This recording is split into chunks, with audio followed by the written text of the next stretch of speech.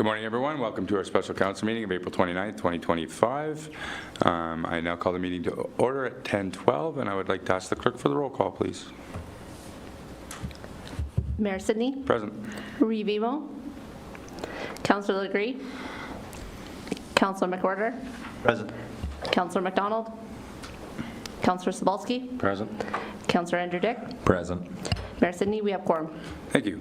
As we gather, we would like to acknowledge on behalf of Council and our community that we are meeting on the traditional territory of the Algonquin people. We would like to thank the Algonquin people and express our respect and support for the rich history, and we are extremely grateful for their many and continued displays of friendship. We also thank all of the generations of people who have taken care of this land for thousands of years. Any declaration of interest? Councillor Andrew Dick. Thank you, Mayor Sidney, and through you, I'll have to be declaring on C.2 regarding the advertising budget for the remainder of 2025. That is noted. Thank you. Moving on to C.1. The Renfrew Town Council received the community feedback from the 2025 Budget Consultation Survey Report as information. Mover, please. Councillor McWhorter, seconded by Councillor Andrew Dick, and I will turn it over to Coordinator McMillan, please. Thank you, and through you, Mr. Mayor. So this is just a report for your information. This is our first year that we decided to do a public budget consultation survey. Most of the information is available there in your report, but I'll do a few high-level overviews here for you. So the survey was open for about 2 months, just a little over 2 months, and we did advertise it pretty extensively, as you'll see there, basically through all of our available channels that we use here with the town. And we had a pretty minimal response rate. We had 56 residents total, which is about, just a little over half of a percentage of the overall population of Renfrew. Again, this was our first year doing this. We're going to see how we might be able to get a little bit more engagement next year. I will also highlight it's not unusual for us to get low engagement with surveys, and it's also it's certainly an issue with other municipalities and organizations across the province as well. So the results are included here for your review, and that's everything. Thank you. Any questions from Council? Councillor Sobalski? Thank you. Through you, Mayor. I did flip through this, so there's a few recurring themes, but since we're talking about tax, it appears the residents don't want a tax increase, so that seems to be the common theme in this. I just thought I'd state that for everyone if they haven't looked through it yet. Thank you. Thank you. Any other questions or comments? Hearing none, all in favor? Carried. Thank you, Council. Moving on to C.2. The Renfrew Town Council review all non-mandatory advertising spending for 2025 and advise staff on preferred advertising budget for the remainder of 2025. Mover, please. Councillor McWhorter, seconded by Councillor Sobalski. And I will turn it back over to Coordinator McMillan, please. Thank you, and through you, Mr. Mayor. So as identified by Council, I know you are looking at the budget and where there might be opportunity to cut. So I did want to bring this to Council. So the 18,744 provided for you here, the total number, is our non-mandatory advertising budget. So this is our budget that has been proposed for the remainder of the year, so Q2 moving on. So I did want to bring this to Council to have a discussion to see where they would like our advertising dollars to lie for the remainder of the year. You'll see I've provided 3 potential options there for you, which is to keep the budget as proposed, the opportunity to remove that full $18,744 of the budget to save, or Council could do some picking and choosing as well should they wish to pick one particular advertiser or advertising venue over another. So just wanted to put that on the floor for Council discussion. Thank you. Any questions from Council? Councillor McWhorter? Through you, Chair. I'm just wondering, it's not much of a savings if you look at this for what's the value for staying at the course or not? Is there any pros and cons to this? Any which way? Any guidance from staff that could help us out on this? Because it doesn't look like that much of a savings to go and do this, and if there's no pros to do it and just cons, then it's probably not worth doing, but I'm asking staff's advice. Coordinator McMillan? Sure, through you, Mr. Chair. So certainly, we've worked really hard this year to ensure that our advertising platform meets the needs of our community. So that's for individuals who maybe only get their news through print, only through radio, only through social media. We really have done a good job of ensuring that we have a conscious budget to try to meet the needs of the community. So it is my, we reviewed this budget at the beginning of 2025. It is my recommendation that we keep it as such so that we can ensure we're not missing demographics and communications options in our community.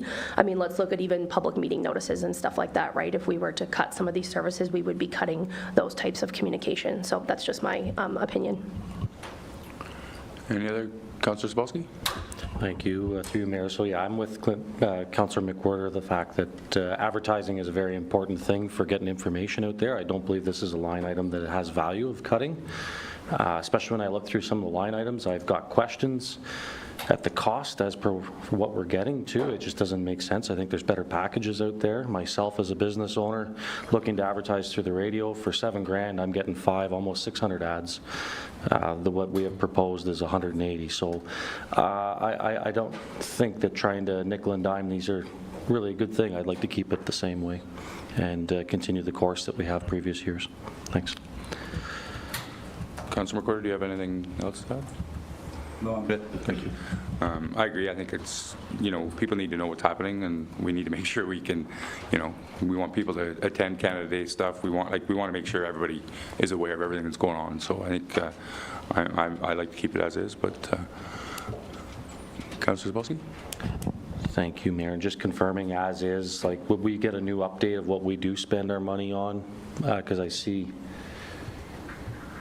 the breakdown here, what we could save, like what would go to individual radio services and the leader. What were the values that we were spending on those previously? Do we know? Coordinator McMillan? Yeah, sure. So I have an overview from last year. So just to give you an idea, the leader is about the same. We were about $10,000 last year. We are about the same this year. Again, these dollars are from Q2 on, right? So we've already spent the first quarter. Last year with my FM, we did cut that budget. We were spending over about $26,000 last year with my FM. And after reviewing our, just kind of what we're spending with other retailers, our current budget constraints, we cut that down to $10,000 to be a little bit more comparable with the other, with the leader and some of our other advertising. We still have a good partnership with them, and we do utilize them monthly still for our advertising needs. And then the remainder that you see there, the Canadian Legion, would have been the same. The only addition this year was the social media promoted advertisements of $1,000. We added that in the hopes that we could do some targeted advertising, specifically around events like craft beer, for example, where we're trying to draw an audience outside of Renfrew for some of that ECDEV component. So that was that $1,000 is really the only addition that we added this year.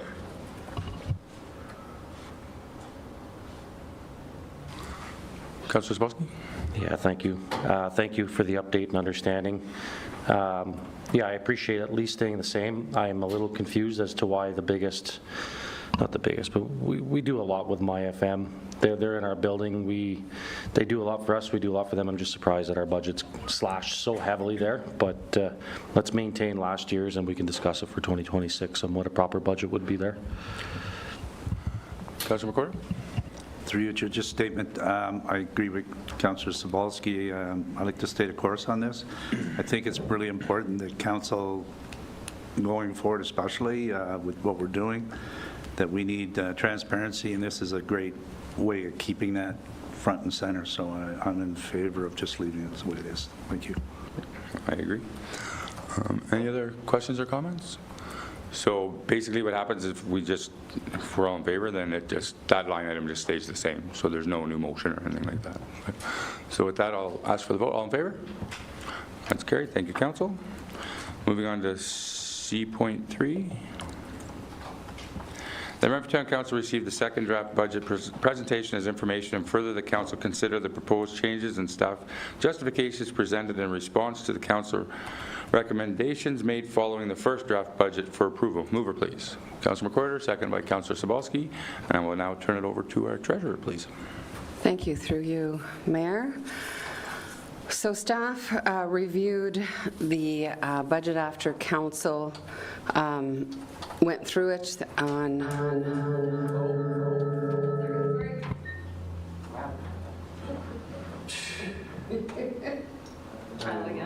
Okay, let's try this again. On April 8th.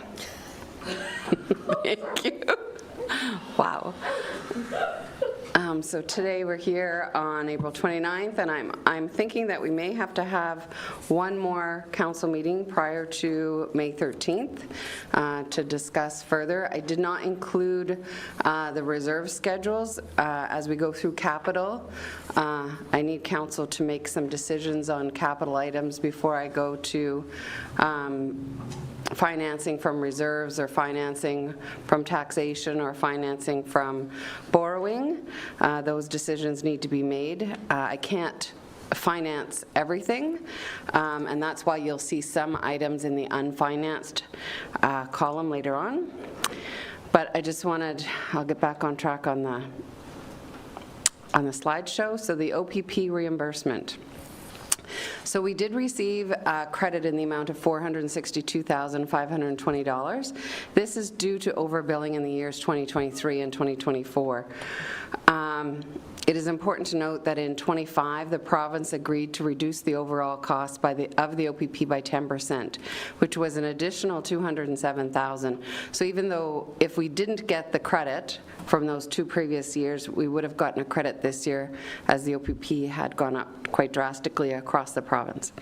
There is no guarantee that the province will continue to reduce the overall cost, which combined with the overbilling would increase the 2026 levy by about 4 to 6% next year. So if they go back up to where they were at the start of 2025, and we use all of the credit up this year as well as the 207 reduction, then we're looking automatically of an increase of 5 to 6%.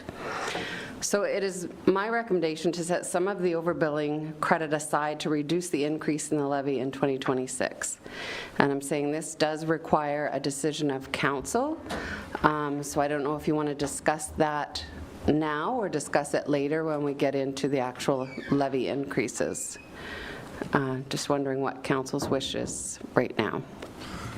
Councilor McWhorter? Through you, Chair. I agree with it's prudent to put it aside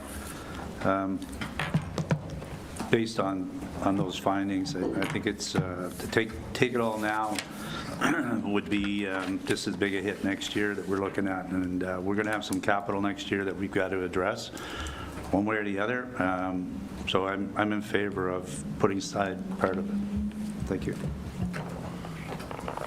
Any other member of council have any discussion? Councilor Andrew Dick? I'd like to talk about it later. Okay. Oh, sorry, through you, Mr. Mayor. Councilor Zabel? Yeah, thank you. Let's get through this and we'll discuss it later. But I heard what Councilor McWhorter had to say too, so yeah, let's discuss it later. Okay. Okay, next slide is the long-term debt, the annual repayment limit. This hasn't changed from previous years. The one thing that has changed is the following slide, the 2.7 million promissory note. Following consultation with the Deputy Treasurer and the Auditor, it is really important to clarify that the payment of the promissory note constitutes the settlement of a specific debt obligation. As such, these funds are restricted and cannot be redirected to cover any other outstanding debts owed by the town. So in other words, you have a debt for one item, you pay it off, and then somebody decides to pay off something else instead. Well, that leaves that debt unpaid. So we have to pay off the first debt, that they are the promissory note. The interest earned to date of payment of the promissory note can be used as revenue. Oh, sorry, I was supposed to fill in that amount, and I believe it's $34,000. Consequently, the debt schedule and budget have been updated to reflect the outstanding unfinanced projects. These will now be incorporated into internal debt financing as my recommendation, thereby avoiding the need for additional debenture issuance and mitigating the impact of further interest charges. So when we internal finance, you do have a choice of financing it with an interest charge or financing it interest-free. I'm suggesting an interest-free over 10 years, and you'll see that last column on the next slide, the proposed borrowing for 2025. So the Mattaway project in total is $18 million. Do the 3.19% for 5 years of the remaining of $1 million. Or we could finance that as 0% as well and just do like basically $200,000 each year. For 5 years. The town hall renovation, I'm recommending that we do internal debt over 10 years. Argyle Lockheil,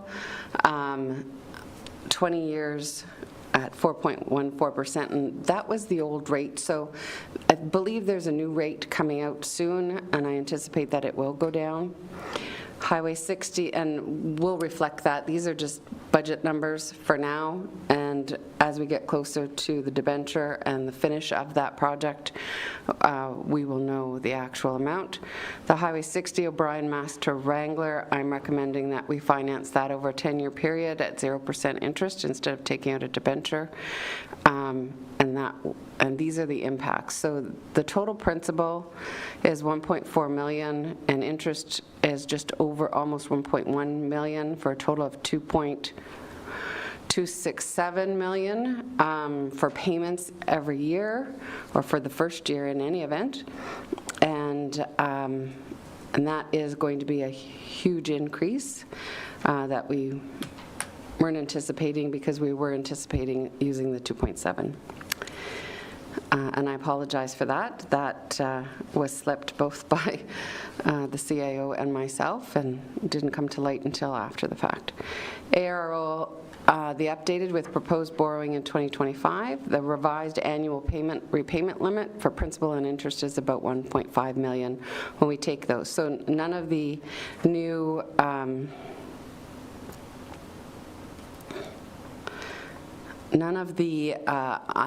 the 0% internal debt would be included in that. So you still are able to borrow in the future for other projects. Does anybody have any questions on those or suggestions? Councillor Andrew Dick. Thank you, Mayor Sidney, and through you. Many months ago, I put a motion forward, and the clerk can sorry, I lost my train of thought on the word I'm looking for.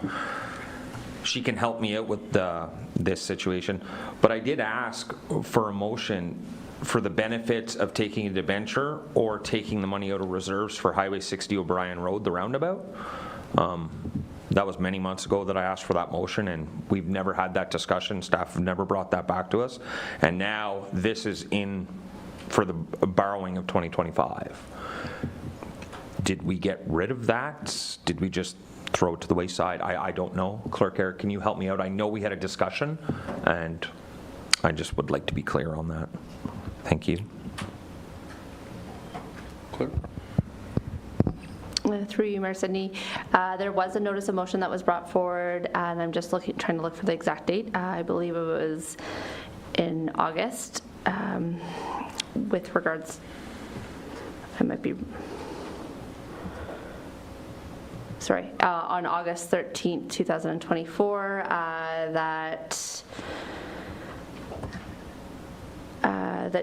a report come back. I'm not sure of the status of that report. My understanding is that a report specifically naming that hasn't come forward. I don't know off the top of my head, though, whether or not it came through in one of the quarterly reports. So I think there might be other staff that might be best suited to answer that. Treasurer? Yeah, and I'm not sure, sorry, through you, Mayor, I'm not sure of the actual motion. This is my way of making a recommendation. I don't know that it's the best thing to do to take it out of reserves. My concern is taking it out of reserves. How are we going to reimburse those reserves? There are very specific reserves that we can utilize, and there's a number of projects that are already earmarked for road infrastructure. When all the capital projects are complete and decided upon, I can then fully understand. In other words, what I'm saying is you're either going to fund this project out of reserves and fund another project out of internal debt, or because there's not enough money in specific reserves for road infrastructure to cover the projects that are coming forward. So once council decides on that, then I'll be able to make a better recommendation, but it's my recommendation that it's either one or the other for some of these projects, and this is why I'm recommending this one at this time to be internal, so that we can utilize reserve funds for other projects that may or may not get approved by council. And to do, while I'm doing the budget and with all the unknowns, to come up with a report to make a recommendation, it's pretty near impossible. And that's why the report has not been presented until council makes some decisions.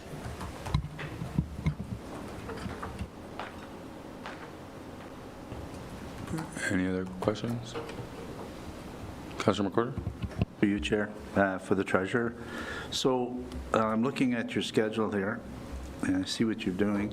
So basically, we're looking at 1.3 for the next 30 years, am I right? And then for 20 years, 668, is that the way it tracks here? And then 5 years would be 231, and then 10 years, 233 on top of each other? Or am I reading it wrong? That's correct. I was afraid of that. Thank you. Councillor Sapolsky? Thank you, Mayor Sidney. So on the page that's on the screen, it represents the 1.514 million ballpark. That's about 13% to the treasurer, to our levy right now. Pardon me, sorry? Like, That would be about a 13% increase to the levy, just this 1.54 million alone. Is that correct? In new? for this? Yes. No.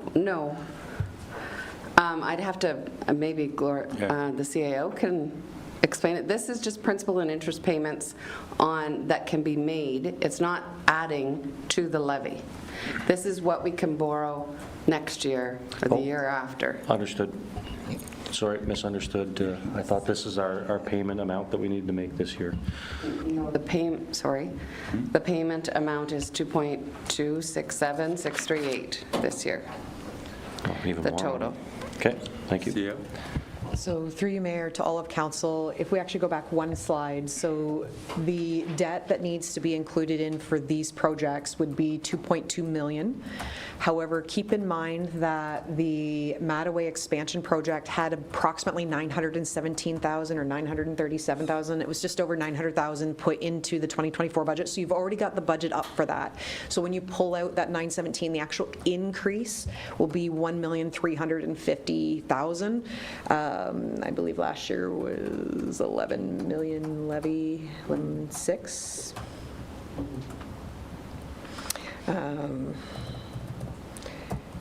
And again, at the next budget meeting, I can come back with more details on that point to say, okay, this is an increase. Yeah. So the 1.3 is approximately a 12% that the 2025 budget started with, basically, as an increase. So any amounts less than that is savings that has been found to try, or reductions in services to try to find savings to reduce that tax rate. Does that make sense? Councillor Sapolsky? Yeah, thank you. That's what I was just trying to achieve, what our baseline was with our current debt load for expectations of borrowing for 2025. So thank you. It's not 13, it's 12%. Thank you. Councillor Andrew Dick? Thank you, Mayor, sitting through you. And so I'm just going to, for my brain, we are starting the budget off at 12% because that's what we have to pay back in 2025. CEO? Through the mayor, that is correct. So before anything else happens for 2025, because of the debt alone, you start with a 12%. So any other changes from there are inflation or savings anything else other than that, we'll adjust it accordingly, but we start basically Jan 1st with a 12%.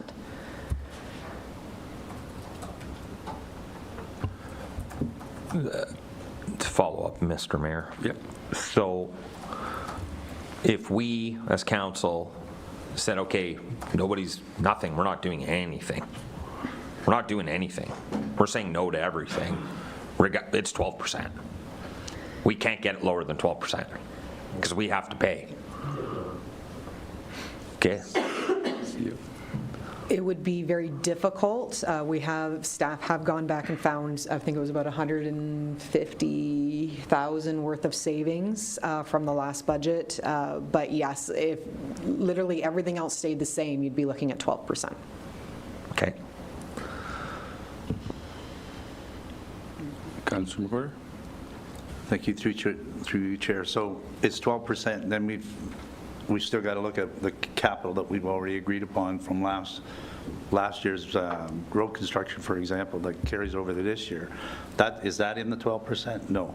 So I think there's some other issues that are coming up with capital that must be addressed, which is why we're here, I guess, today, to find to agree upon either addressing those or not. But so this could get a lot higher than 12%, is what I'm saying. There's a potential, yes. Any other questions before we move on? I know there's questions, but we're good. Turn it back over to the treasurer to keep going. Okay. Thank you, Mayor. So then we had changes and justifications by staff after the first draft and after council's cuts to the first draft. And you'll see they're also in the binder, but this is a smaller version. If you want to go to your binder to look at a larger version, it's tab 3. It's tab 3 if you wanted to look at a larger version. So the clerk professional development, council adjusted it to 10,000. It's coming back at 10,400, and there is justification there from the clerk's department. I don't know if you want to, has council read all of these, and is there any questions, or do you want me to go through line by line? Or do you want to go down the list and, because we... Councillor Sapolsky? I'll be fair, no. I haven't gone through it line by line yet, but I can ask a couple of quick questions, if that's okay, Mr. Mayor. None of the line items have been increased from the initial proposal from staff. After we've reviewed them, they've all at least stayed the same or gone down. Treasurer? This one has gone up $400. Sorry, I misunderstood. I see that the initial budget was 11,368. We requested 10. It's coming at 10,400. But the 10,400 is still lower than the 11,300 is my question. So none of the returned change requests have gone over the original budget request. I'm just taking a quick scan. On page 3, I do see one. You haven't increased the budget on a line item once you've gone back and reviewed it. There is one. CEO, you were mentioning something?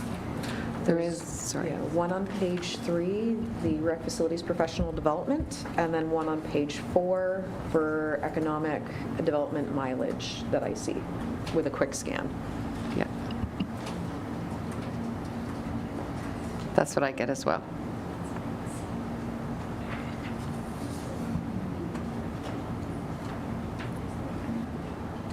Yeah. Councillor Anderdick? Thank you, Mayor, sitting through you. I'll just be honest, and I'm just going to be blunt. The only staff that should be trained for the remainder of the year is our clerk, because we have the 2026 election coming up, and she needs to be trained on that. If we have to train certain staff members, maybe we shouldn't have hired them in the first place, because we should be hiring people that are qualified for the job. I did go through this, a little frustrated, because when we were told in certain meetings about hiring certain staff members, we were not told about how much training we were going to have to train them to do their job that they were hired to do. Super frustrated.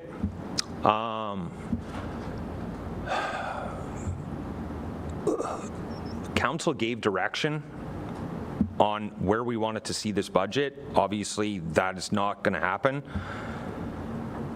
I don't see where, like, out of the whole budget, we have 140,000 in savings. I'm good. I'm just probably going to say no to everything, and I'm probably going to vote no against this budget. It's not good enough. Simple as that. I feel there's a lot of gold-plated going on within the departments, and yeah, this isn't our money. It's the taxpayers' money, and I'm going to say no to everything, so we'll go from there. Thanks. Treasurer? Thank you, Mr. Mayor. Just to address that, there's a number of changes in legislation that comes every year that staff need to keep updated on. There's new training that comes out. There's new requirements that come out every year. At this time, my understanding of any staff that have the changes that for those line items is for required training, and there is no fluff training. In other words, like there's nobody taking training that I'm aware of that is just to take training. There is the amount of changes and legislation that comes our way in every department requires training so that staff can do their job properly, and it happens every year, just to clarify. Councillor Anderson? Thank you, Mayor Sidney. Since we're debating with staff now, I might as well debate back. I'm not going to... I'm just going to caution you, it's not a debate, it's more of a... Well, then I'm going to clarify, because I'm not going to mention any staff's personal names or positions, because that would identify. But I can assure you there are training that doesn't need to happen. So we'll leave it at that.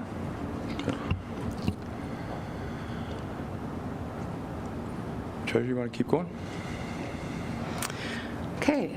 Is there any other questions about the staff changes? And are they all approved, denied, or how do you want to work this? I'm at a loss.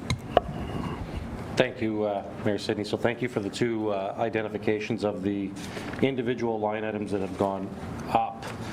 Page 3, I would like to have the item identified that was recommended at 12,000 and is now at 15,000.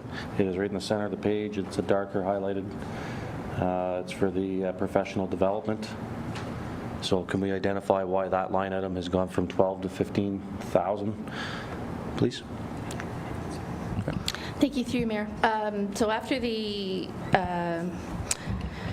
council went back and had us look at everything, we actually ran all the numbers. We got all the training numbers, the costs for this year, who needed what. Our staff have been neglected for training for some time, so there's some that needs to be upgraded. First aid came up. So we included everything, including refrigeration course for 2 of our lead hands. That being said, we can cut training. We can cut the online training for the our MLJs. It's to help them upgrade. We can get rid of that. We can get rid of conferences. But, you know, there are some, like the working at heights, the first aid, and the refrigeration that I believe are required. But I'm happy to go back and cut the conferences and the training for the MLJs. Thank you. Thank you. Yeah, it'd be awesome just to keep it in the 12 if possible. And then there's the next one on page 4, which I see is a travel. I think it's a mileage. It's also gone up. Yeah, it's the increase in items, and then I'll finish up after this. Thanks. Thank you, through you, Mayor. So the economic development is because our economic development person is going to a course in Waterloo, so that I actually figured out all the mileage. So for the one conference he's supposed to be attending, plus the mileage to his training and back, as well as he gets paid for in-town mileage. So every time he's going around to different buildings using his personal vehicle, he gets mileage for that. So we had to include that as well, because there is no town vehicle for him to utilize. So I do have the figures down to I can send out, but I did calculate that based on what's coming up. Thank you. And my final, I believe the treasurer did mention it. I do see a ton of hard work and a ton of savings in here. I see line items that have been reduced even more than requested, so I know that there's a lot of good work in here, and I appreciate it. Can we have the savings figure throughout these cuts? Do we know exactly or roughly what it was? I heard around 140, but is that true? Treasurer? We'd have to go to the line by line.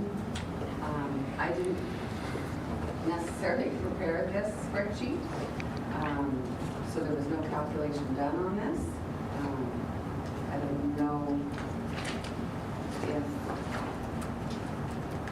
somebody else has the number for that, but I can certainly get that to you.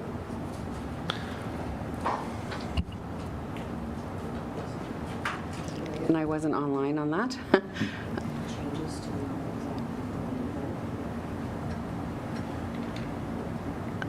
I don't know what you're asking, sorry. See you. Sorry, through you, Mayor, to the treasurer, was there any changes from the one that was on that central database when you downloaded it? After you download, there was no changes? I can get the number for you in 2 minutes. Correct, thank you.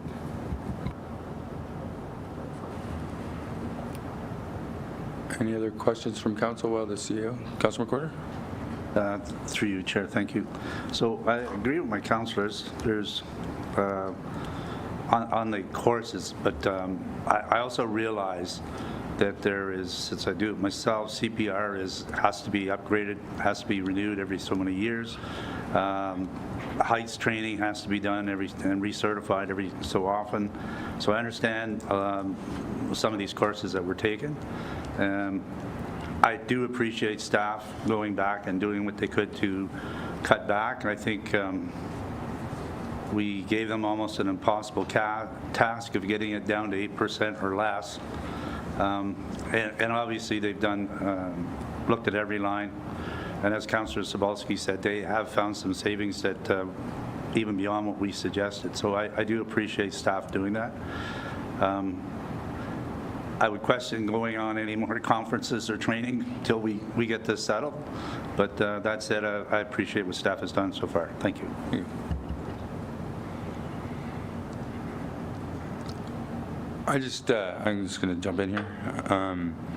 I think we have to be, I know we're trying to be as cautious and as tight as possible, but I think we have to give respect to the staff in the sense that they're hired to do a job, and it's our responsibility to make sure they have what they need to do the job.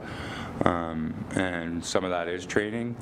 And it's also, to be a part of an association that might, help protect you as an employee. So there are things that I think we do have to respect the staff's, requests and see how they're justifying it, and we need it. But do they have to go on a conference this year? I don't know if that's necessarily a need. But I think as far as making sure that we as an employer provide the staff with the respect of understanding that they have to do a job, and we need to make sure that they are qualified to do that job, which then if they're not qualified or they're not registered or whatever, then that liability falls back onto us. So, I trust staff in the sense that they're giving us what they need to do their job. And like Councillor Sobalski and Councillor McWhorter said, that staff I think have actually gone above and beyond what we've requested, because there is even more savings less than what we asked for. So I think that's kudos to the staff, and I want to thank them for that. Councillor Sobalski? Thank you. Mayor Sidney, appreciate that. And through you, just clarification, I do believe that these sheets are in representation of the first viewing of the budget where we did go line by line. These are the adjustments made on that. These sheets are not representative of the next meeting where our request was put in for 8% or less. Am I correct? Clerk? Through you, Mayor. I do think it's a combination of both, right? The spreadsheet initially started with the line-by-lines that council had asked and to drop amounts, and then the extra savings, which I believe Treasurer Jackson could speak to, is all staff were tasked with trying to find extra savings where possible, which my understanding is that those are reflected on these sheets as well. CEO? So through you, Mayor, to all of council, assuming no errors in the formulas, running this very quickly, it looks like between the mix of staff looking at the requests that council had given as well as the request for dropping to 8% and finding what could be found, it actually is a total of about $368,000 of reduction to these line items.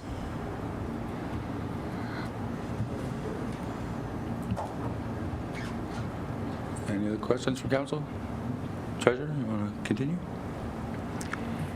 I just don't know that that is a correct number because some of the change requested was no change and it remains at a 0. So if you put in those numbers where there's no change from 2,500 to 1,500 on the second line item,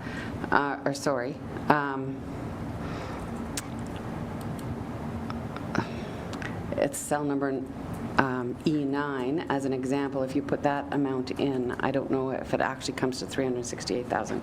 It's the problem. Some staff were reporting it differently than other staff, and with the short amount of time given for the budget meeting, there was just no time to go through and analyze it. Staff are at their max.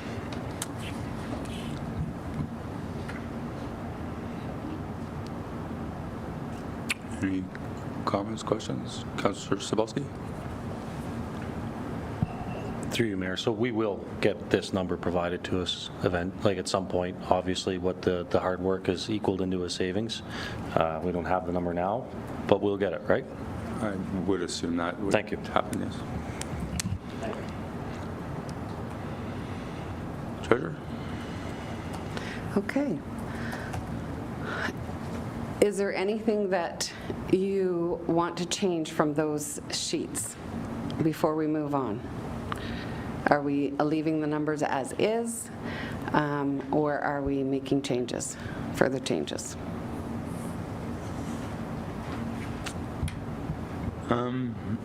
Council have anything they want to reduce more or leave it as is for this meeting? Through you, Mayor.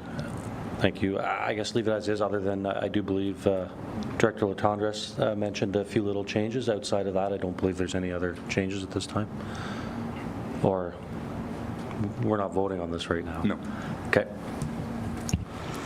Okay, so then we go to the capital spreadsheet. So the spreadsheet included in this presentation include all projects, but only the funding source from taxation has been included due to space in the actual presentation. You will find the full capital spreadsheet in your binder. Council will be provided with the full funding sources at the meeting on April 29th, which is what I'm saying. Some of them have not been identified as previously stated as funded without knowing which projects are moving ahead. Like I said, I can't fund all of them from reserves or borrowing, so council will need to make a decision. Once that decision is made, then I can bring back a fulsome spreadsheet on the reserve schedule as well as the funding mechanism for each of the capital items that council chooses to move ahead with. So the capital spreadsheet, there is critical priority, and these are time-sensitive and requires immediate attention to health and safety or an ongoing project from previous years that require completion. So those projects have already been awarded, and they need to continue on. High priority is high probability for impact to services. Moderate priority is possible impacts to services but not time sensitive, and low priority is low impact to services. You'll notice a number of items on this list, which is quite extensive. Excuse me, for a capital list. I just wanted to point out that staff felt that without putting on everything, then council may come back and say, you didn't notify us that there could be a possible impact, to make council aware of possible impacts, and that's why we kind of decided that we would identify them as critical priority, high priority, moderate, and low. You will notice in the presentation, but not on your spreadsheet, that is provided in tab 2, 3, 4. Yeah, in tab 4, that the low priority and moderate priority are reversed. It was just if it's alphabetical, low priority comes first before moderate, but it has been fixed in the spreadsheet provided in tab 4. How do you want to go through these line by line, or do you want to identify any projects? Council, what's your preference, line by line or specific? Line by line? Okay. Perhaps as we go through, I will get the department heads of each item to go through. So we start off with the official plan and secondary plan with Director Eric Withers, if that's okay. Director Withers?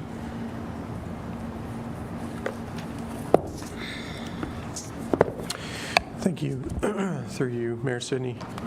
This is a carryover item. We anticipate this project will be concluded kind of Q2, Q3 this year. Thank you. It looks like I'm next. Secondary plan is concluded. 15,000 is for uninvoiced amounts associated with the preparation of the map schedules. Thank you.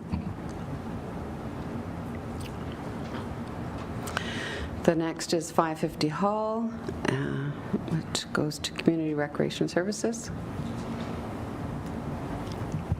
Thank you, through you, Mayor. So 550 is no impact. Well, I think it's already been decided, is what I mean by that. One innovation, it's the preliminary part of the roof replacement.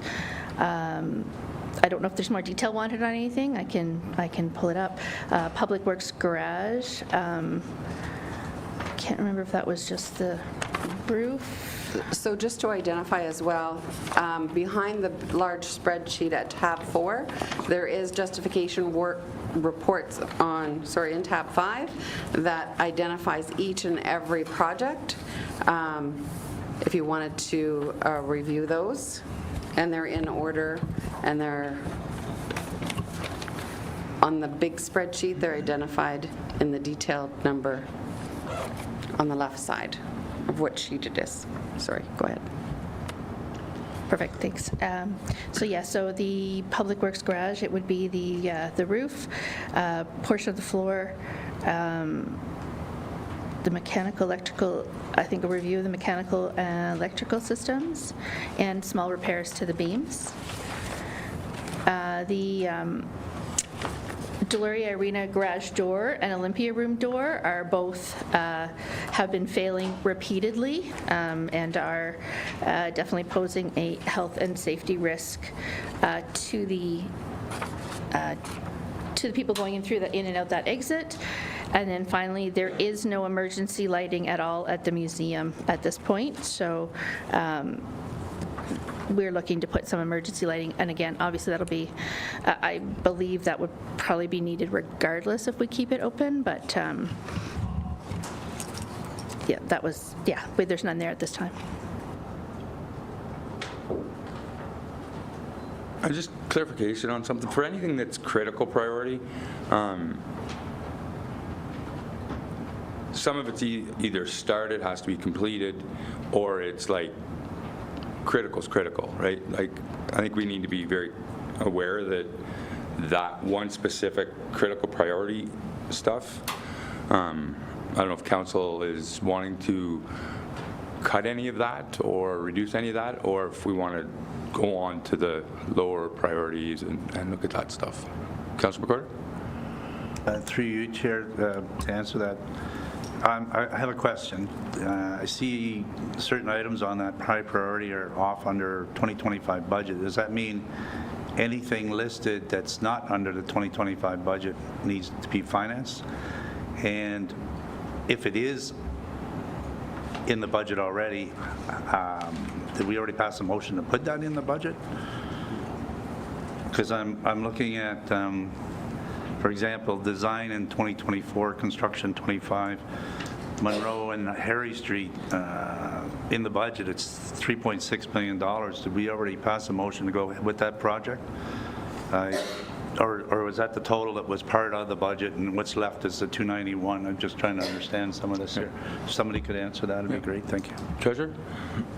Yeah, so you'll notice in the far corner of that presentation, the only ones that impact the taxation column, so going down the Delurier Arena garage door and Olympia garage door, 22,000. So those ones are identified, and that is in the impact at one of the last slides, because I'm suggesting that we fund those projects that are identified in that column out of taxation. The other ones, and I agree, the 3.6 for design under Monroe, it was designed, but I don't believe that the tender has ever been issued, and Director Bishop has agreed that the tender to issue that project on Monroe has not been approved by council, and it has not gone out yet. I would bring you to page 19 of why it's deemed critical, and I think anybody that drives down Monroe would tend to agree why it's deemed critical.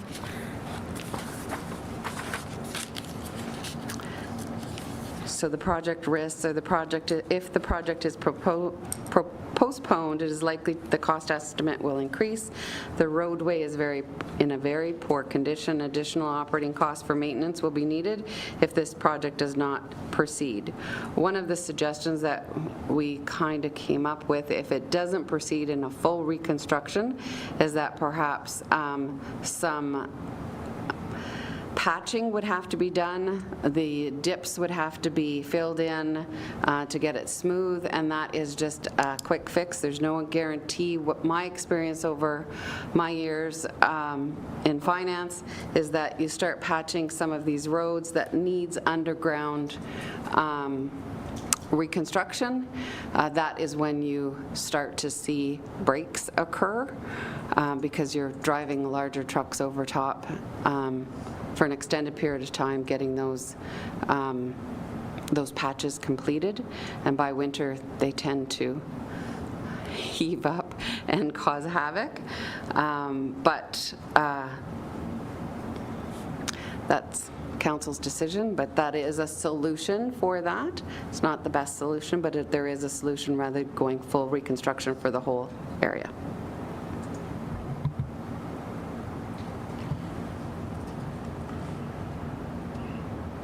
Councilor McCarter, do you have any follow-up on that? Yeah. I'm just looking at it, $3.6 million. If that's part of the budget, and what's the, if this was delayed, what would the impact be on the total budget as it stands today? That sounds like a fair savings right there. So, sorry, through you, Mayor. It is not, none of these capital items are included in the budget, to be very clear. So the only ones that are suggested to be funded out of taxation are on the impact page of the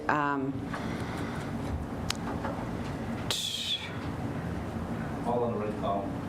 yes, so on page 20 of your slideshow, we have, or 19, you'll see the overall budget. If there's capital funded out of taxation, right now we have $12,945,316, which is a 14.33% increase in total.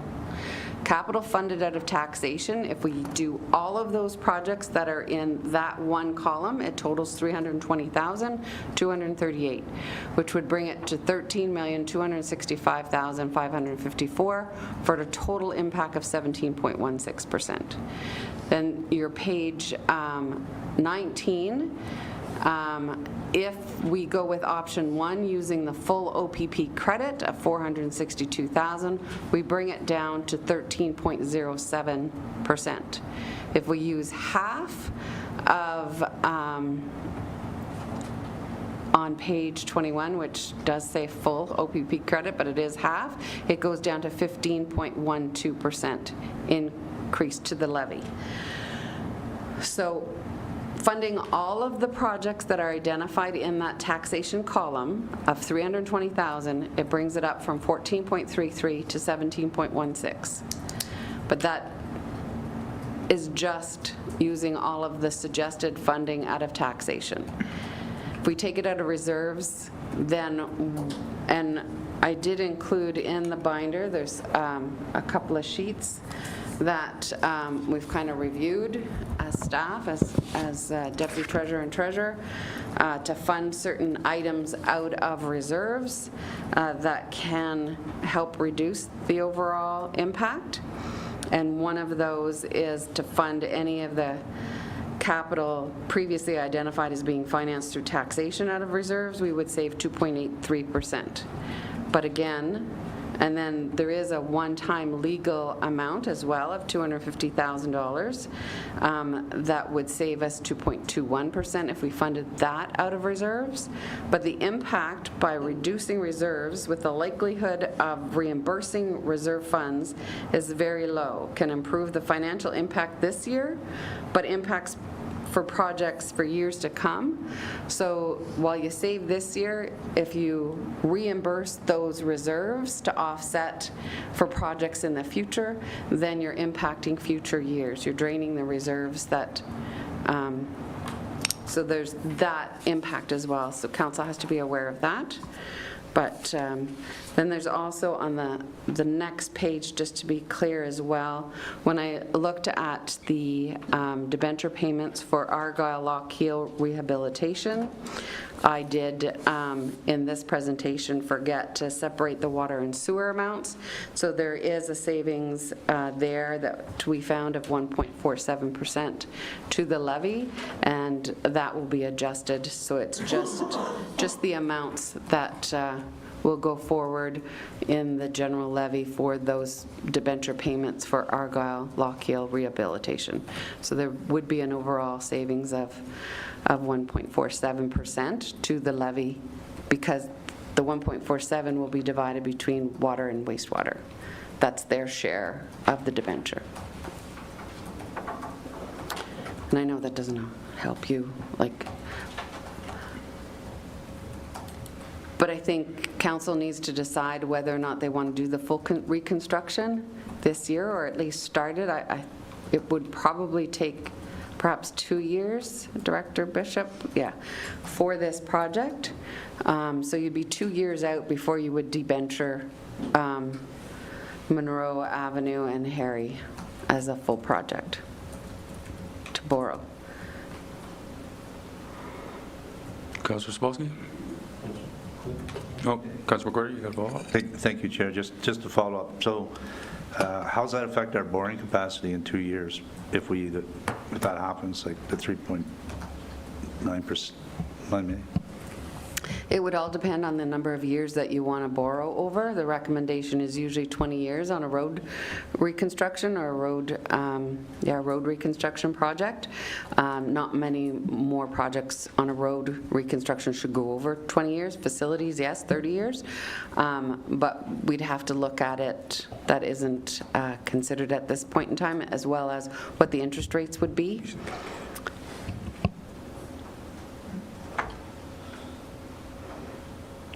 there's a lot of unknowns. Councillor Dick? Thank you, Mayor Sidney, and through you. What are the chances of a grant coming up from the federal or provincial government to possibly help with the offset of the cost of this 3-point-some million? Thanks. Treasurer? Through you, Mayor. There's always opportunities for grants. We have no idea when those grants come available. There are other projects. This one project is designed and it is ready to go, and staff have identified it as critical due to the rideability of the road. We have a number of other projects that have been designed that are shovel-ready for when grants do come available that we can do and apply for. Typically, the grant gets opened and we have sometimes a month to apply, and that's why last year there was a lot of design work completed so we can be shovel-ready.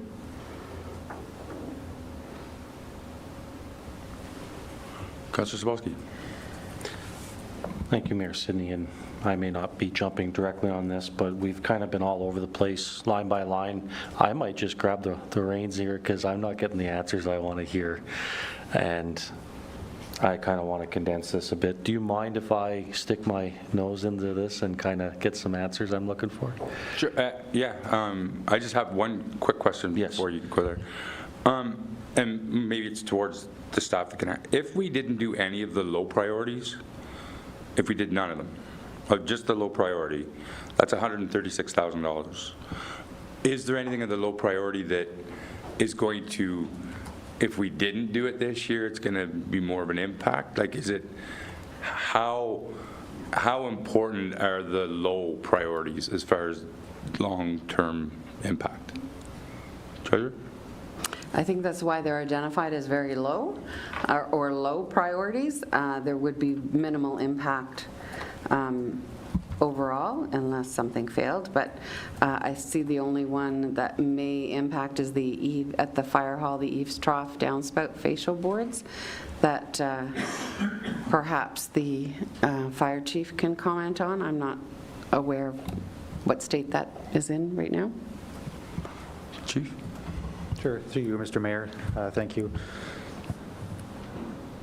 So as council is aware, we did conduct a fire master plan in 2023, and as such there was a building conditions assessment. But aside from that, some of the recommendations were brought forward to council. There was some building repair issues with the fire hall that should be addressed. And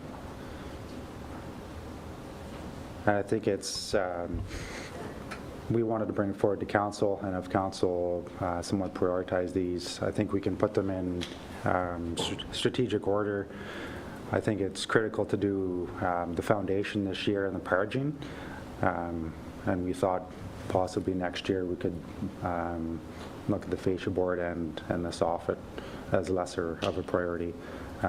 Keep in mind it still should be done to protect the exposure of the building. All right. Councillor Sabowski. Thank you, Mayor Sidney. I'm just going to make a little comment before I get into this. Just flipping through, I know that there's a few different levy increases, but me being a taxpayer in Renfrew at 17.16%, that's just under $1,000 increase for me personally. We are not playing with just light numbers here. This is out of control. It's unacceptable. It's out of control. So that's why we're here doing this, because this can't be an accepted thing that we just put on our taxpayers.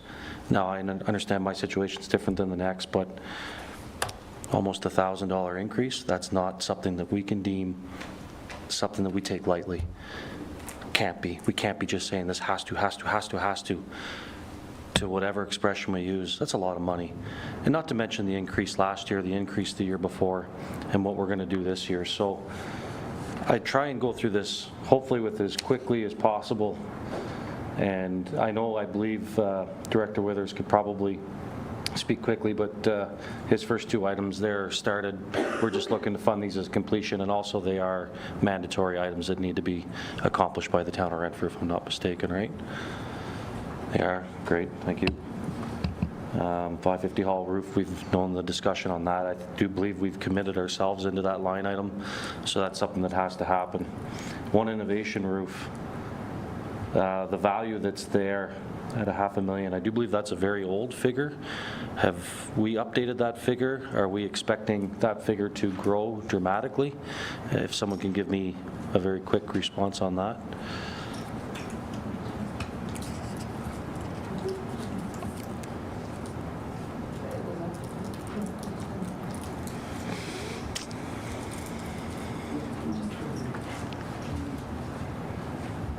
Director Latondras? So, yeah, thank you through you, Mayor. So I can just let you know, we did yesterday meet, and we've, it looks like 380,000. Thank you. That's amazing. Great. Okay. Do you mind if I continue, Mayor Sidney? I'm just going to march on. Yeah, keep going. All right. Public Works Garage, again, many good conversations. I see a couple numbers here. I'm curious what the 185,000 carryover is, if that could be just explain what that expenditure was. Treasurer? Thank you. So that was budgeted for in 2024, and as you know, that was put on hold in August of 2024, that we didn't proceed with it. So we're just noting that it was in the budget to come out of reserves in 2024. It's only taken out of reserves when it's actually used, but I just wanted to note that in 2024 it was agreed to at 185,000. It is now going to cost 380,000 for the Public Works Garage, and that's why the extra 195,000, because it's more than just the roof right now. Okay. Councillor Sobolski? Yep, thank you, Mayor Sidney. It's pretty hard to argue that broken doors at the MyFM Center need repairs, and are you suggesting that these aren't repairs, that these are full replacements, operational mechanisms, doors, rails, the whole works, or is it a portion of it? Director Latondras? Thank you through you, Mayor. I don't have it right in front of me. I do know that it's only replacing what we need because we've had several repairs to it now this past year. I would have to verify exactly what it is that they're replacing. Okay, thank you. Mayor Sidney, I'm actually going to make another comment because I remembered I wanted to say this before. We spoke to 12% is kind of where we're at with debt to start the year as an increase. My request was 8% or less. And if I do believe the OPP funding that we've gotten back, if you reduce that out of the levy, that might get us pretty close to 8% if we put that all in there. Because I said I wasn't going to even entertain discussing capital until we were at 8% or less, and I don't think we've been presented an 8% or less budget, but I'm doing my due diligence today and going through this. So just my 2 cents on that. Museum emergency lighting, I believe that that's probably a fair value, provided it's been, the work's been put into it, hopefully a local contractor. Anyone have any comments, just jump in between my fellow. The next, which is the landfill garage mold remediation, understanding that's an important thing. Can we lock the door on that guy for a year, tape it off, and say we're not going to use it for a season and postpone that one, or does it need to get tackled this year? What's our usage on that? Thank you. Director Withers? Thank you, through you, Mayor Sidney. So we've been advised by the lab that did the testing that if it's not disturbed, it's not likely to be a health hazard. Obviously, people have different sensitivities to different things. They're suggesting that if you leave it alone for this year, likely, or it's not going to be an issue. What they're saying is that if you don't do it somewhat soon, it's going to get worse. So if you left it this year, is it the end of the world? They're saying that it's still an accessible building, that there's no likely issue with respect to health and safety as long as it's not disturbed in the near term. Thank you. Councillor Sobolski? Follow-up, thank you. So at this point, have we deemed that it's already a full remediation of the building? So a year's difference, it's still a full remediation? Okay, I'd like that one scratched, 100%. Council, your thoughts on that? Take it off? Okay. So the instruction then is to delete the landfill garage mold remediation. It doesn't affect the overall tax levy impact, just to be clear, but it is taking it out of the capital projects. Yeah, so just so council is aware, the far column that says taxation, any numbers that are there will affect the tax rate. Everything else doesn't. It will at some point. Treasurer? At some point when you go to re-establish a reserve, yes. It's being taken out of reserves. If you don't reestablish that reserve at some point, then there will be no more reserves to take money out of for projects. So at some point you have to refinance the reserve. Yep. So I'll take that one out though for now. Is that what the agreement is? Council, is that? Yes. Okay. All the ones above are in. Okay. Thank you, Mayor Sidney. The next two are landfill, I believe, slope and contours. If the revised contours could be explained, but also the landfill slope we budgeted last year X amount. I do believe we have remaining money still, but it's to be coming out of reserves, obviously. So I just want to, like we've discussed that, I know it has to happen. Manager Springer? Thank you, through you, Mayor. So this was explained at the last council meeting with the report that was there. There was some carryover from last year, but it's went into the reserve, so it's coming back out of the reserve. So it's all the same number in the end. Thank you. I'll continue on. Treasurer? Fine. As previously stated, when we did the budget for the 2025 capital projects, it was anticipated that there was going to be a large influx of surplus from the landfill going into the landfill reserves at the end of the year, which did not happen. So while we proposed that to happen, and then we were going to finance that project out of reserves, that is no longer viable, so that will have to be revisited as to how that gets financed. And that's why you'll see on the far right of the larger spreadsheet that's in your, that there's 508,954 as unfinanced, but as we get down the list and we see what is being approved, I will revisit all the reserves, and hopefully, rather than borrowing or internal borrowing, we can find a spot for that amount.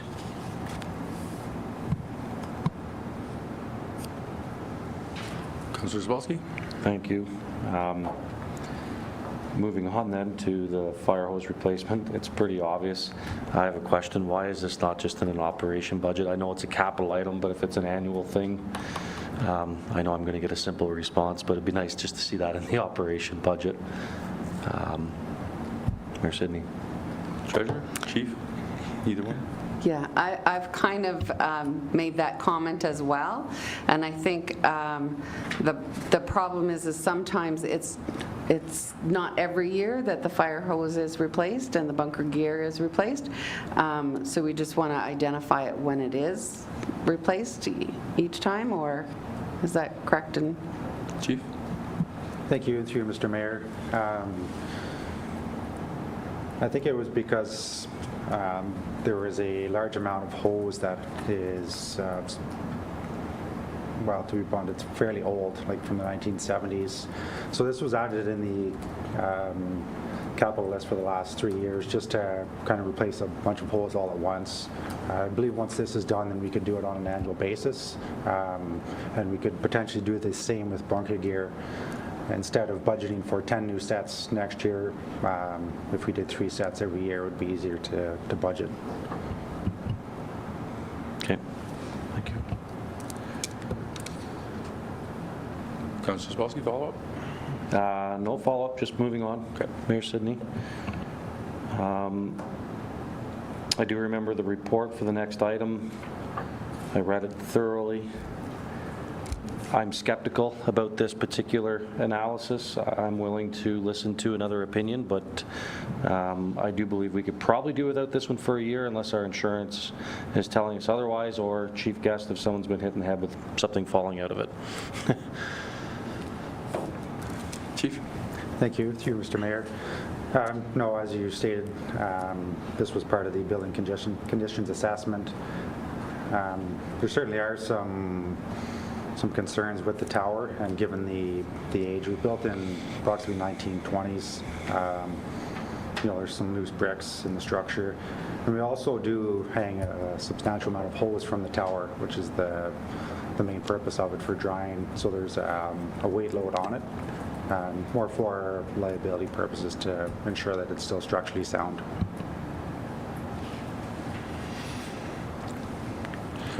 Councillor McWhirter, Councillor Dick, any comments? Good with that.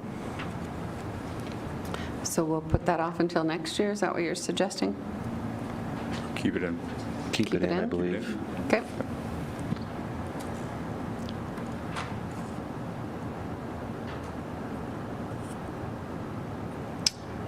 Yeah, so next up is the Annex Bay heating system. I'm sorry if someone can give me an explanation quickly.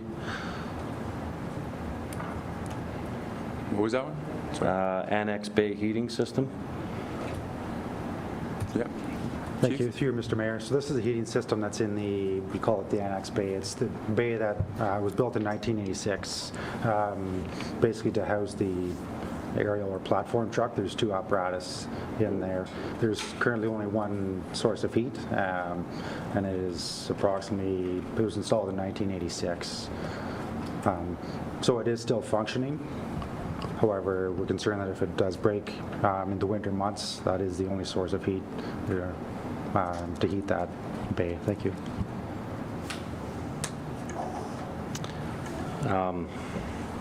Yeah, I'll follow up on that, Mayor Sidney. Just fill me in, Chief Guest, if you can. Is it natural gas with electric, or is it fully electric? Can you explain what the system is, just quickly, so I can understand?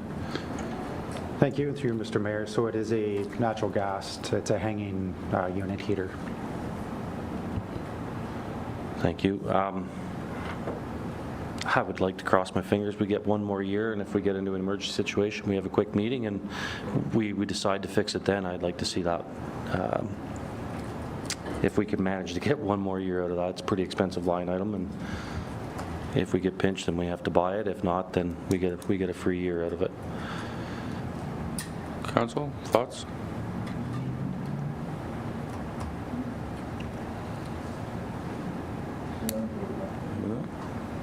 Okay, so I'll remove that.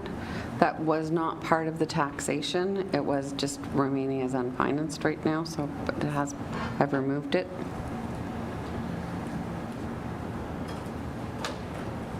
So by removing these, it's not going to impact?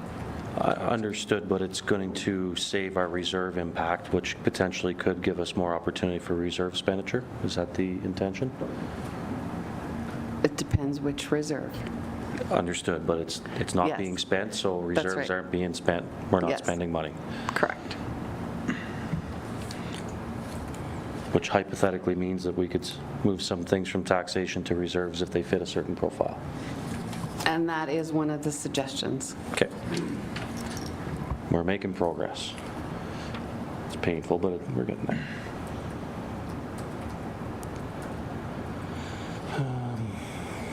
I'm good to continue, Mayor Sidney? Yep. Financial software, so that's just a carryover to be paid.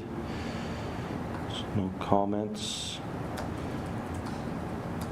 The Mataway design. So we've started that, and we need to complete it. Is that what this is suggesting? My understanding is council approved it, so, yeah. Okay. Yes. The water and wastewater portion, I guess it's just the water portion, has been approved in the water budget, and this is the road part of it that's going to cost the 920,000, so it's the next line item as well.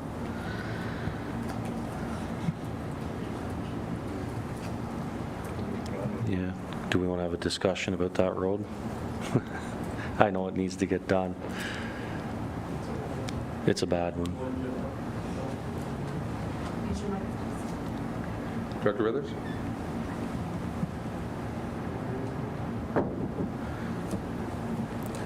I'm just confirming with the director, if you're going to do one road job, this is probably it.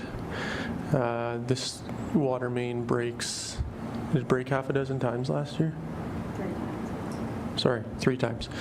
It's about $20,000 every time it breaks, and it's not getting any better. There are service disruptions to Mattaway, which is the emergency operations center. It really should be done. It would be our recommendation. Councilor McCord? Thank you, Chair. I agree with Director Withers. This is something we agreed to go ahead with. It only makes sense to go ahead and fix the road while you're doing the water main. It is an emergency response place to go if there's an emergency in town. If anybody's driven over the road, you need a 4x4. Some days to get through there, it's pretty rough. I think we need to, that's one we actually need to do, I think. Thank you. Chief? Thank you, through you, Mr. Mayor. Just to confirm with the other directors,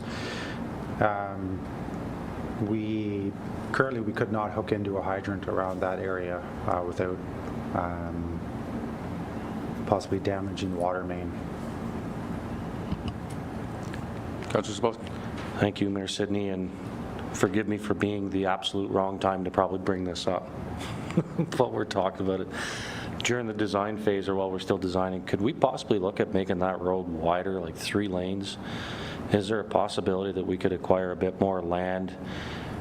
I know right near the entrance of Mattaway out to 132 is tight, but it could solve our access point for fire safety if we could get that road as wide as possible to give ourselves a reserve lane under busy circumstances if fire needed to get in and out. Like I think there's almost enough room all the way into the facility once we get past the first residence on the right to go 3 lanes there. Is it something that we could look at in the design process? I know it's a little late now, but... Director Bishop? Yes, through you, Mayor. At this point, we have tender-ready drawings in hopes that we could tender sooner than later to get construction done this summer. The project is currently from Hague to Mattaway or MyFM Activity Center. So that could be looked at. Currently, it's a 2-lane design, mainly for water main replacement and then just road construction to make improvements rather than any road widening. We could look at the property lines and see kind of where we're at, but in that section from Hague out to 132, there are paved shoulders, kind of a, not a mup, but a wider area that kind of could serve a purpose as a 3rd lane in an emergency situation. So I could talk to the consultant about it, but at this point it is tender ready, so that would kind of be a redesign.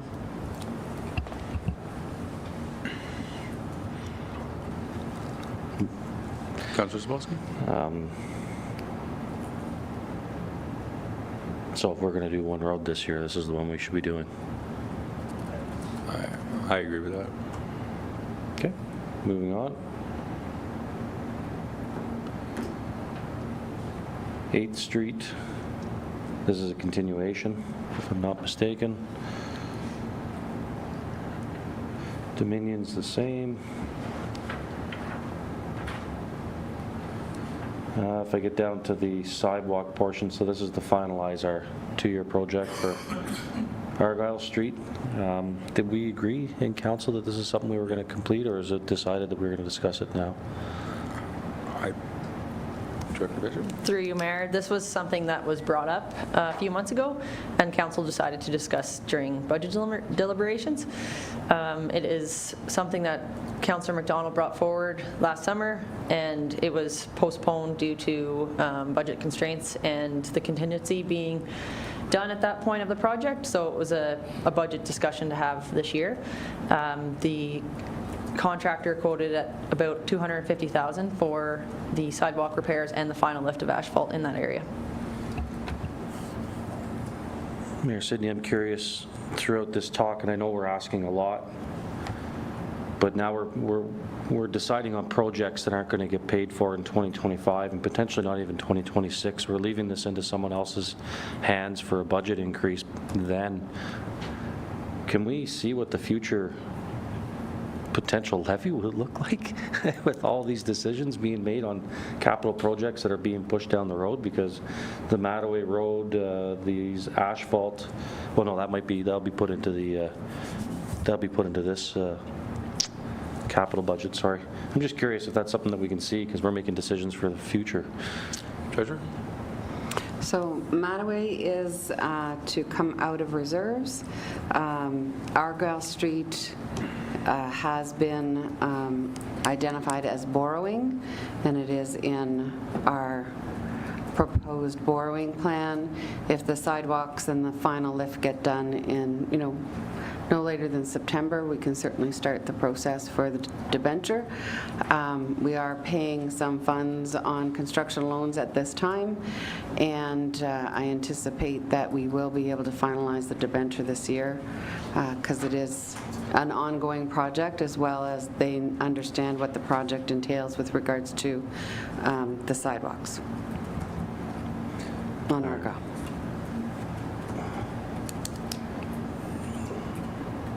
Okay, I'm going to leave it there for right now, unless my fellow councillors have something else to say.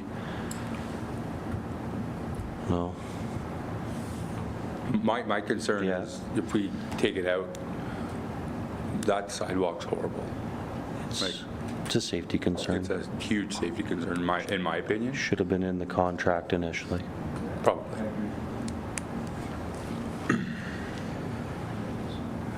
So leaving it in, or? Yeah. Yeah. Mayor Sidney.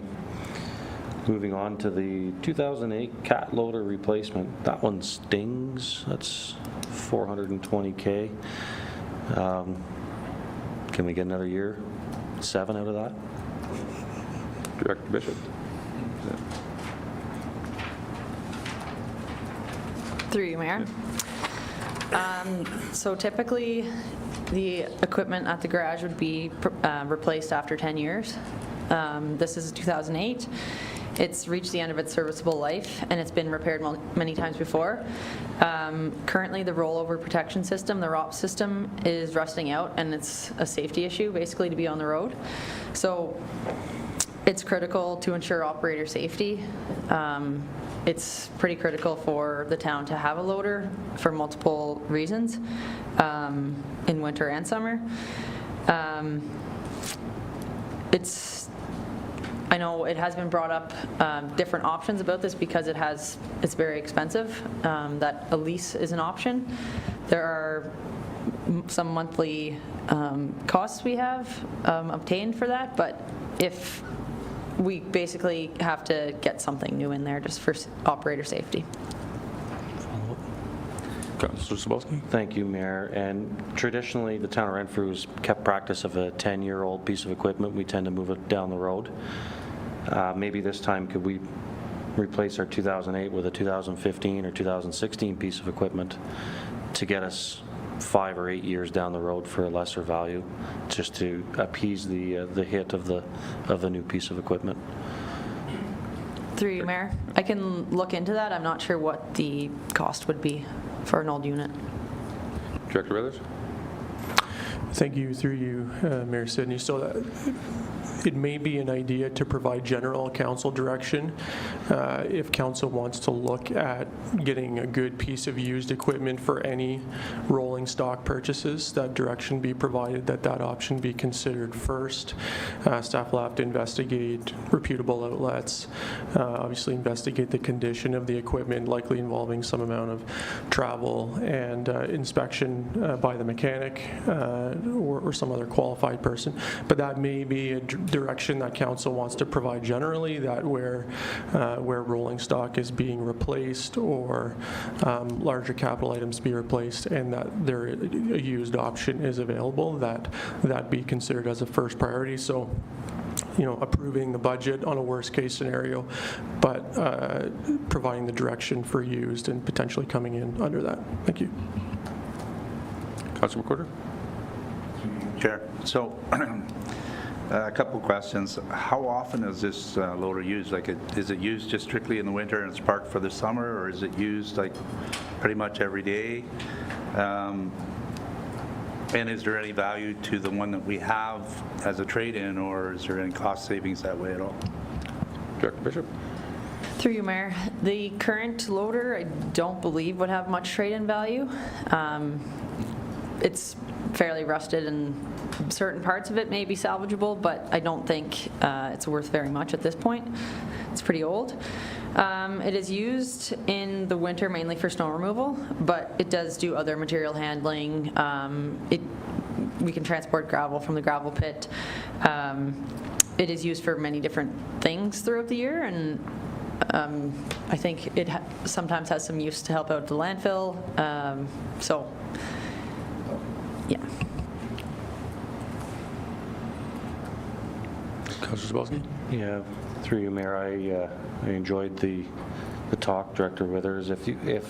I guess if we leave it on there, but I'd like the idea of, I know brand new is amazing, and if we bought this one new in 08, we've gotten wonderful service out of it, but timing right now doesn't warrant $500,000 purchase for a piece of equipment. If we can get something for half that potentially, or within reason, it could fit the overall budget of the year.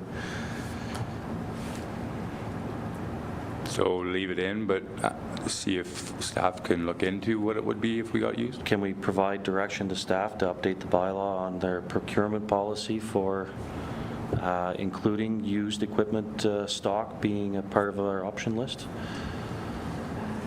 Clerk?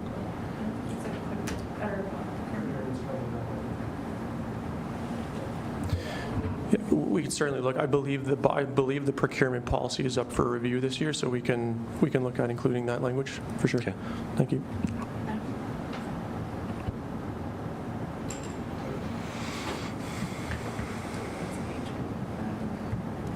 Through you, President, I would say that staff could certainly look at the procurement policy. I'm not sure if that's required in there, but Treasurer Jackson could provide more insight on that. However, the direction to staff to bring forward those options as consideration can certainly be noted in justification reports as they come forward. Thank you. Treasurer? Yes, I think when they go, if this is approved, then one of the options could be a used piece of equipment. I don't know that the procurement policy necessarily has to be changed completely, but they could, if they're able to find one. Sometimes they are on the government website that sells equipment that you can purchase. Sometimes they're not. It's only when they're available and if they're in half-decent condition and how old they are. Typically, those types of equipment they don't get rid of very often until they're end of life. So you don't really want to buy an end of life just to gain a couple of years. You're typically in these types of pieces of equipment, a grader, a loader, you want to reasonably buy newer unless you're basically, you're not going to get the same amount of years, obviously, out of a used piece of equipment as new, and I think the offsetting cost benefit analysis wouldn't be beneficial to the town, but that can be looked at the time. So the direction can be for that project to look to see if there's used loaders out there and bring a report back to council with a cost of used and a cost to new. Would be a suggestion. For. Yeah, so that's basically what we're doing is we're approving it to be put in the budget, but when Director Bishop finds one, it still comes back to council for approval. Correct. So in there would be an option of maybe there's a used one. It could also come back to us at 510,000. It come back at us at 380,000. I don't know if the 420 is the. That's just a. Just open-minded opportunities for a potential 20% budget here that we don't have money for. So.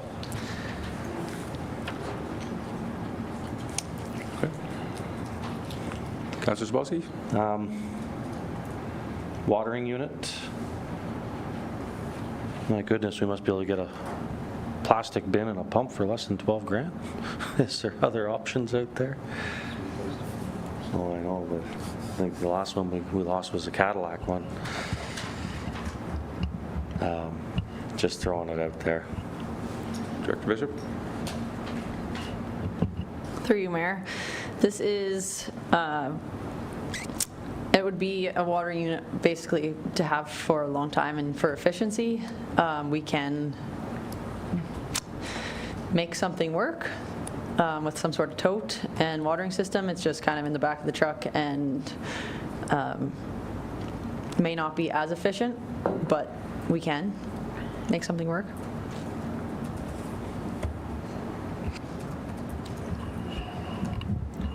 Yeah, so like I'll leave it on the budget. I know Councillor Dick had something. No, it's just again, maximize our options, please. We're scraping the floor here. So.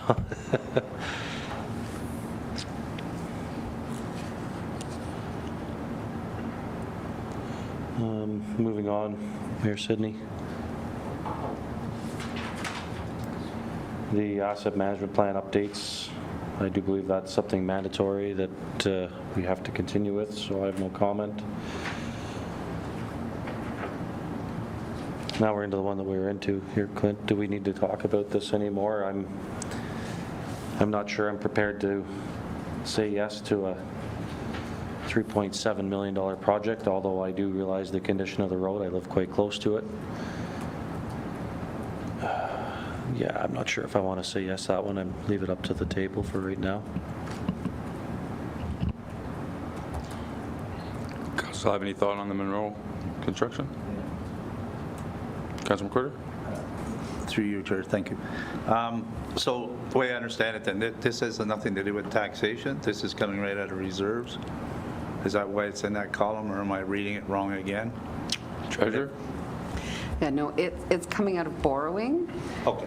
And so it would be affected after the 2-year, as previously discussed, after the 2-year project is complete, and then it would be borrowed for, and then there would be an impact. 2027. Thank you. So that would be eventually taxation, which is what I was wondering about. No, there would be no savings this year, to be clear. It would be. I understand. Okay. That's what I'm saying. Good. So, thank you. Councilor Zabolski? Thank you, Mayor. I guess a follow-up to that, to the treasurer, and I know we're all over the place. I know it's not easy to answer all our questions.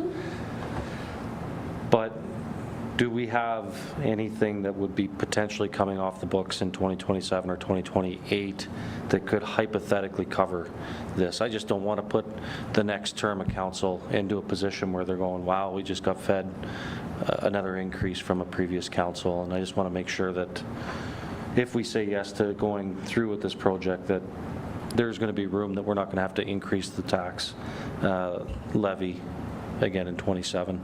Just trying to find where the funding's at. Treasurer? I just need to bring it up. I believe that I do have that total payment. It's just loading. So the one that is coming off in 2027 is the water treatment plant. And so it would be the water portion of this reconstruction that would be affected, not the taxation portion.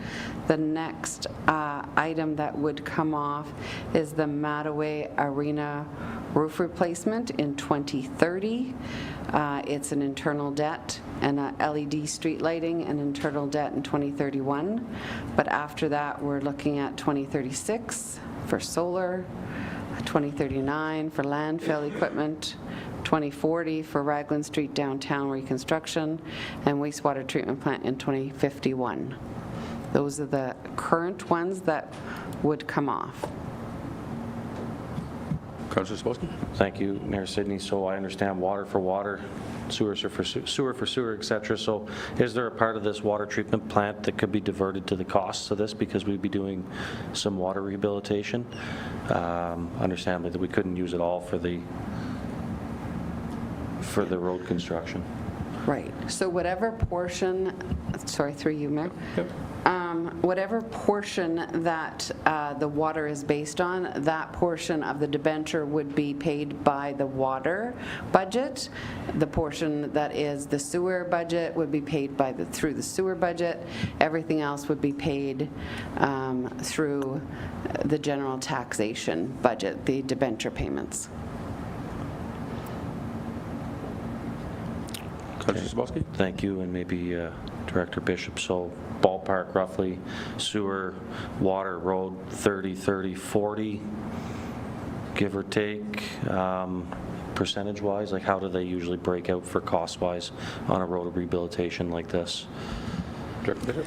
Through you, Mayor, it's very dependent on the project.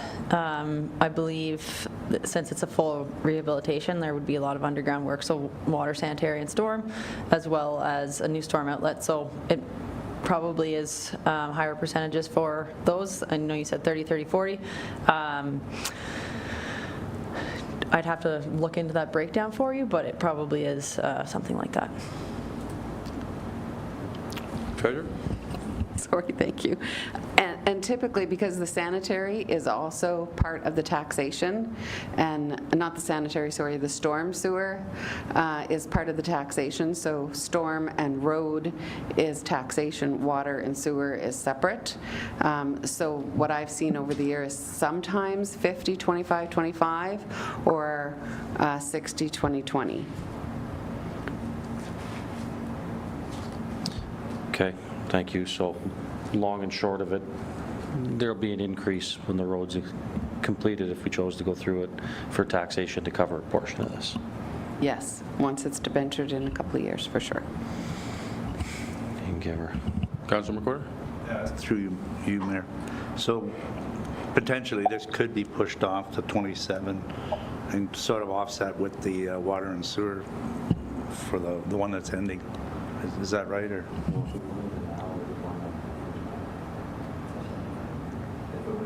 No, I mean, sorry. If we were to go ahead with this, when it came time for financing, would it be 2027 or 2026? Would be 2027. Okay, thank you. Well, depending on how late in the year the project gets finished in 2026, but if it's 2 years, I would think that it's probably going to slush over into the 2027 year. Director Bishop? Through you, Mayor. So I just want to note this was just for the Monroe portion of Monroe Harry.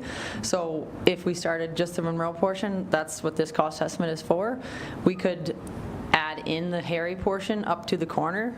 That's just one little section of road in the following year. So if this project were to roll over, it definitely would be a 2-year project. That being said, the Harry and Joe section, the continuation of Harry being reconstructed, is being designed right now. So we're kind of hoping to push this along sooner than later. I'll also note that if it were not done this year, the road's obviously in really poor condition.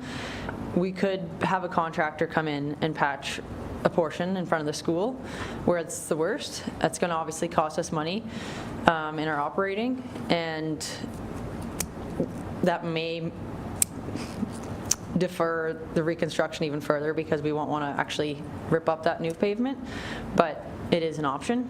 So postponing would probably then postpone all of Harry, which is also in poor condition. So it's up to council. Councillor Sabowski? Thank you. Sorry for this, but I'd say just due to the timing, we're almost May. We don't have this out for tender yet. I assume a lot of the contractors have received tender work already. They're going to be busy. We're going to be behind the back. We're going to be behind the 8 ball a little bit on this one. Can we get this thing ready to go out for tender so that we can have a sharp start for 2026? Maybe look at a little bit of repair so that way it's completed in 2028. I don't want to do that, but I think we're already too late to get it out for tender with some of the projects. Like, we've got companies coming in to finish up spring already. There's other municipalities that are putting out tenders, would I assume maybe already been put out in February or March. These contractors are busy. I don't think that we're going to get a fair evaluation for 25, 26 My preference would be to get all our ducks in line and get this out for tender for a sharp 26 start and do 2026, 2027 build and bill out in 2028. Director Bishop, thoughts on that? Is that? Through you, Mayor, if that were the case, I may suggest that council consider adding Harry in and make it one large project to do the entire thing together, tendering next year. Councilor McGruder?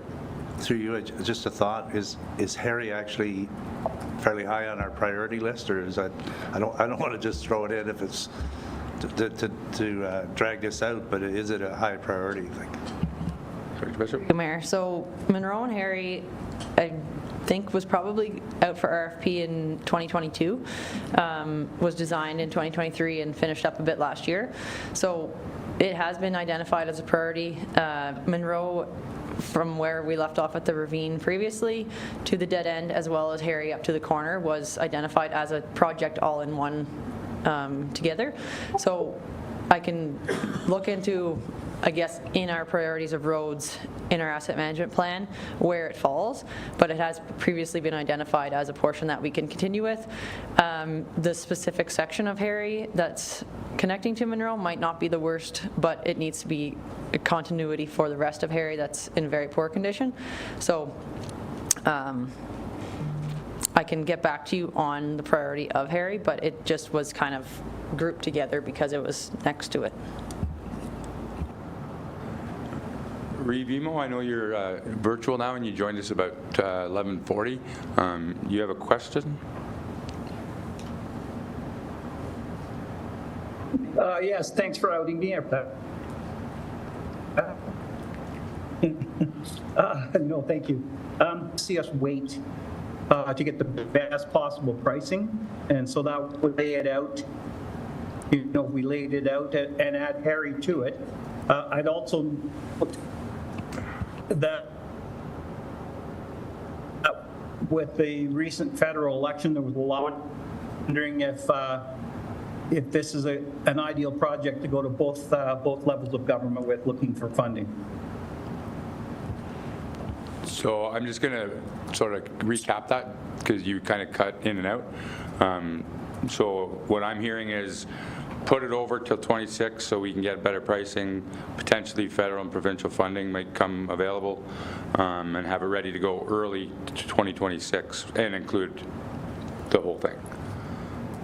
Is that, yeah, okay. Yeah, and Revimo just put his thumbs up, so that's what he was saying. So council, is that Councillor Andrew Dick? Thank you, through you, Mayor. If we're going to raise the taxpayers' levy up to 17%, we better pave some roads. I'm not in favor of this. Thanks. Councillor Sabowski.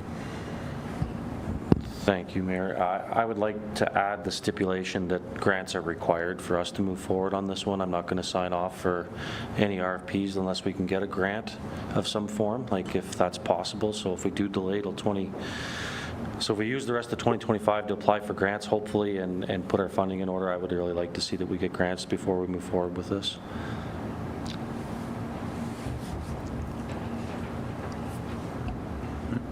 So, Treasurer? I just have one question for Director Bishop. The $291,000 that is being carried over, is that still required for design, or is the design complete? Through you, Mayor, the design is complete. That is carried over from our consultant to do our contract administration when that project does go to construction. So the 291 can be removed as well? It will be required when the project is in construction. But removed from this budget? Yep. Now, okay. Thank you.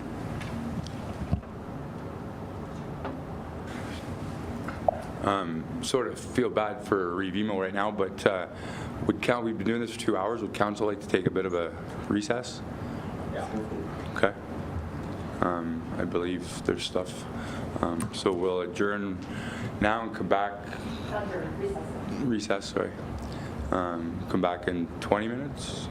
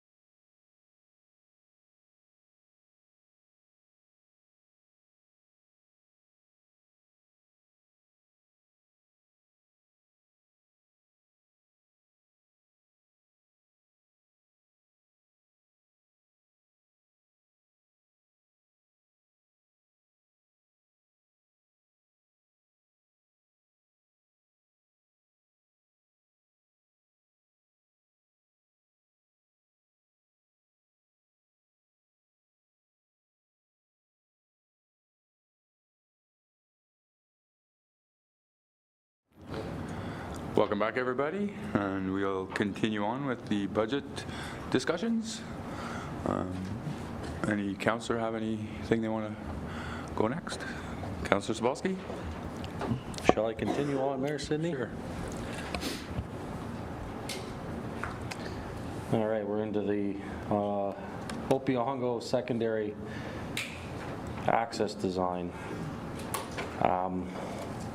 I have my own opinion about this. I'd love to be part of a working group if there was such a thing, but can someone refresh my memory where the starting point from Mattaway is and out to Opiongo, just so I have an understanding of where we're talking? Through you, Mayor. The Opiongo Mattaway connection is from Opiongo Road at our town boundary, basically straight along that property line, and then coming in, we're in preliminary design phase, so the consultant's just trying to figure out the alignment right now, but it's currently looking at tying into Boulanger as a secondary access. Sorry, I didn't, Mayor Sidney, through you, I didn't hear her tying into where? Through you, Mayor. Boulanger.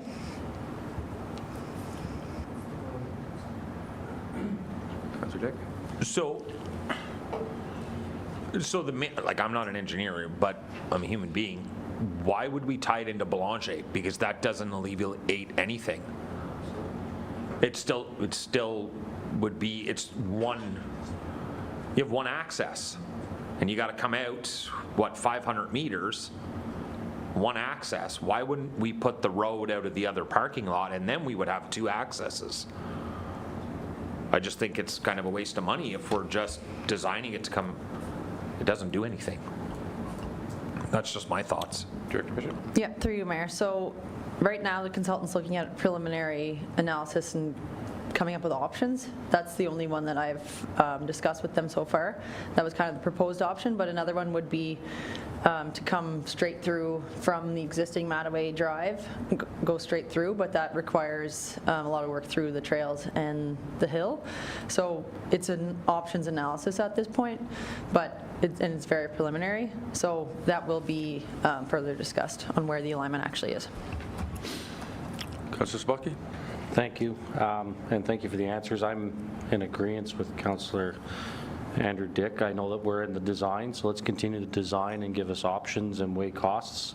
The intention is to have two roadways in and out from two different areas. If we have to use even a couple 100 meters or 100 meters of the same road to get to a different road, it's still a bottleneck. It's still dangerous in my opinion.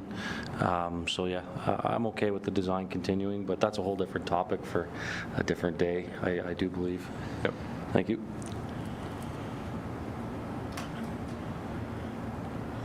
Anybody else? Moving on, Mayor Sidney, Harry Joe, design, is that just needing to be funded? Is the design done, or is that needing to be done? Director Bishop? Through you, Mayor, the design is at a 50% stage right now. So it's just a continuation to get that project to be tender ready.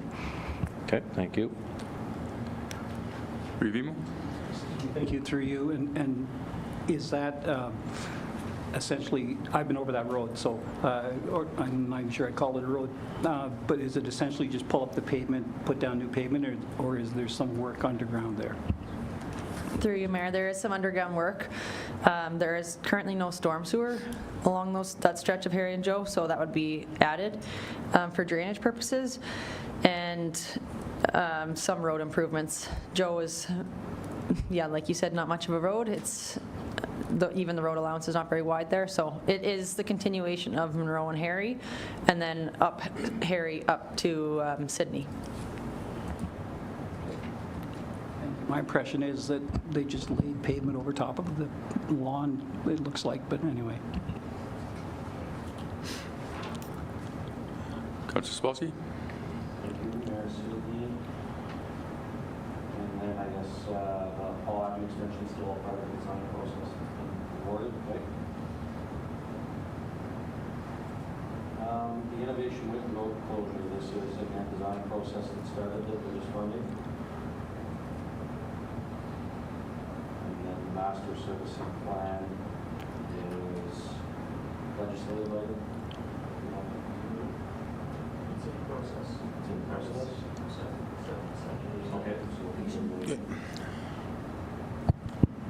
Through you, Mayor Sidney, we're about 60 to 70% on that project. Thank you. Reeve, did you have something? I'm just curious, so the Whitten, are we doing that and then billing back the province, the Whitten Innovation Road closure, or is this our piece, the zigzag after we close it off?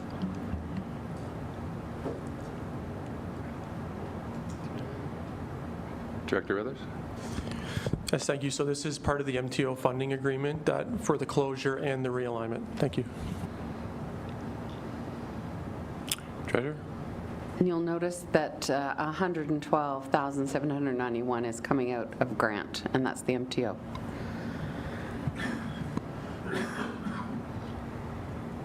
Councillor Sobolski? Thank you. I guess we're moving into the next color. Therefore, the necessity for these drop some. Could someone give me an expression and how much of a difference from the red highlighted to the orange highlighted? Like red meaning priority, we're tied into it. There's not really many discussions compared to the next level. Like what's the importance? Thank you. Treasurer? As previously identified in this the presentation, the critical is time sensitive and requires immediate attention due to health and safety or ongoing projects from previous years. High priority is high probability for impact to services. Moderate is possible impacts to services but not time sensitive, and low priority is low impact to services. Thank you.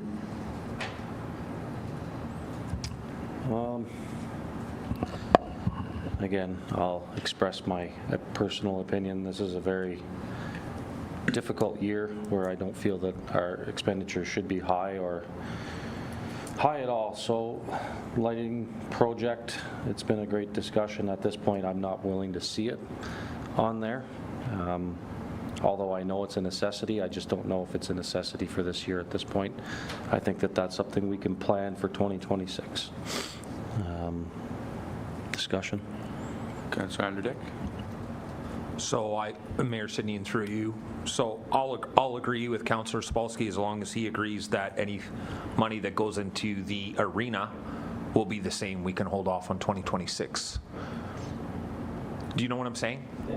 If we're going to take away from one recreation facility, I think we should take away from the arena also. So I'll agree with Councillor Sobolski on the light projects. We won't do the price, but then we'll go down to the arena.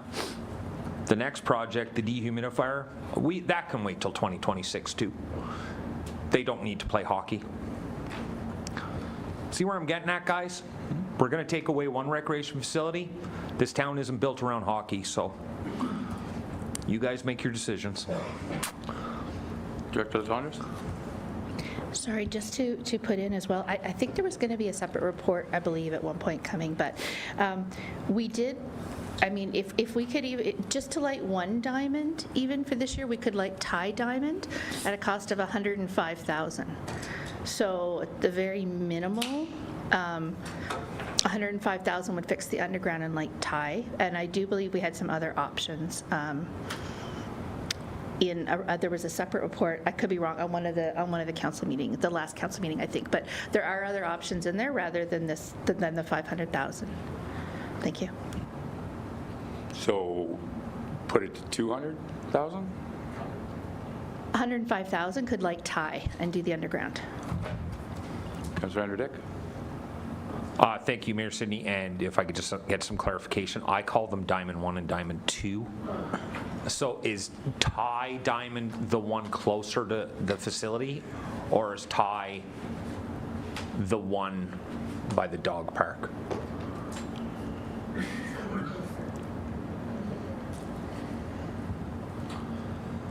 I apologize. I've called them Diamond 1, Diamond 2, and Baseball Diamond for my whole life.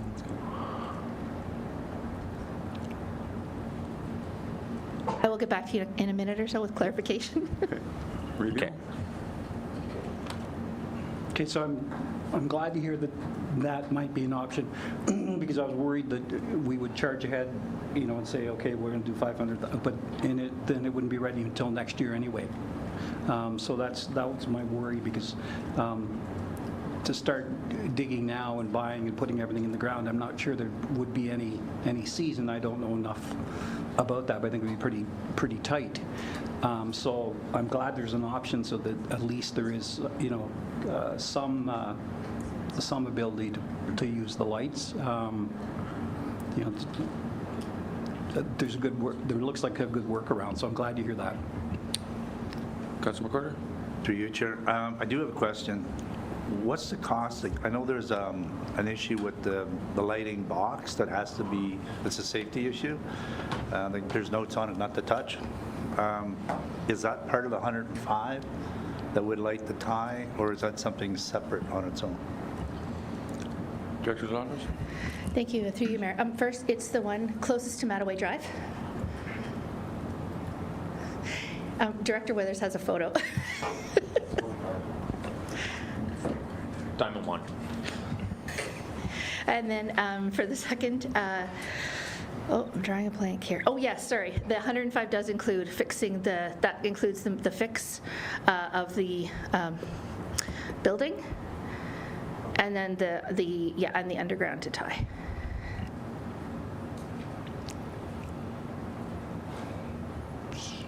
So we want to reduce it to 105,000? Councilor Dick? Thank you, Mayor Sidney, and through you and to all the council. A little bit's better than nothing. So you guys all know where I stand on this. I would be very supportive of this if my fellow councilors were. Councilor McCarter? Through you, Chair. So is it 105, or did I hear, is that what it was? I'm okay with 105. It's coming out of reserve, so it's not taxation. Treasurer? I've just asked Clerk Errett to look up the report that had all the options on it, that identified all of because it did go to council and it was deferred. I just don't have a copy of it. I don't have access to it, and I can't find it, but she's looking for it. Do you want it? Or do you, sure. You probably can read it better than I can. I just couldn't remember. Just flip, that's the start. Okay, thank you. So yes, the report that was brought on April 1st, thank you, Councillor Dick. Electrical upgrade work has been divided into 3 construction phases. So the first construction phase is the block building, electrical upgrades, tie field, new underground feeders to existing light standards, and new underground feeder to an enclosure at Sealy Field. So that phase 1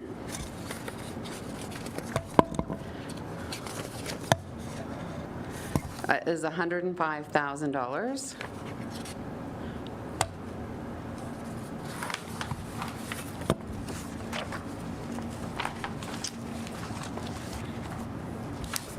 Any comments from council?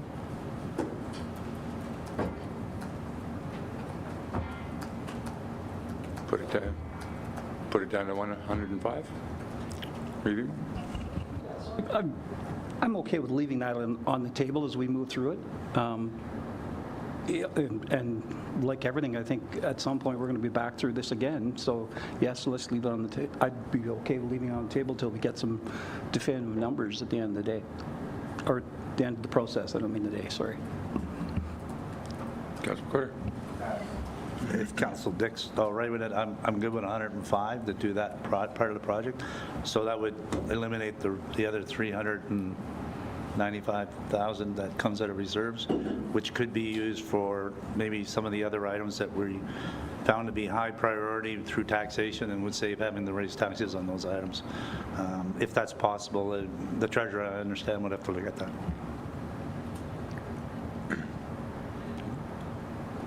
Certainly when all the decisions have been made, we'll revisit all the reserves and come back, and that's why I suggested that we need probably one more meeting before the May 13th, where I'm hoping that we can pass the final, which is only in 2 weeks. So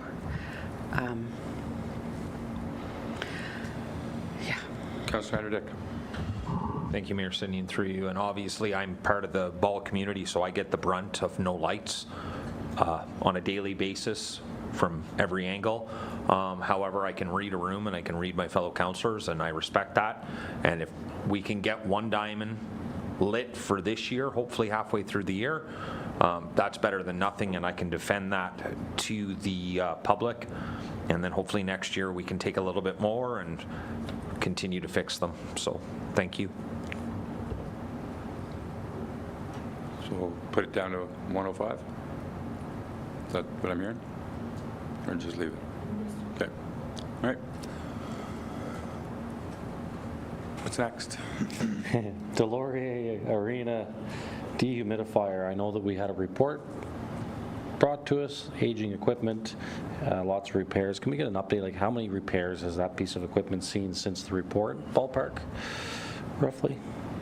Director? Thank you, through you, Mayor. So we've had several contractors come in and work on it. We had a couple of different opinions, and then finally we got down. So what we're looking at right now is while this is one dehumidifier, we can actually fix both of them to a level that will keep us going for a while for $60,000.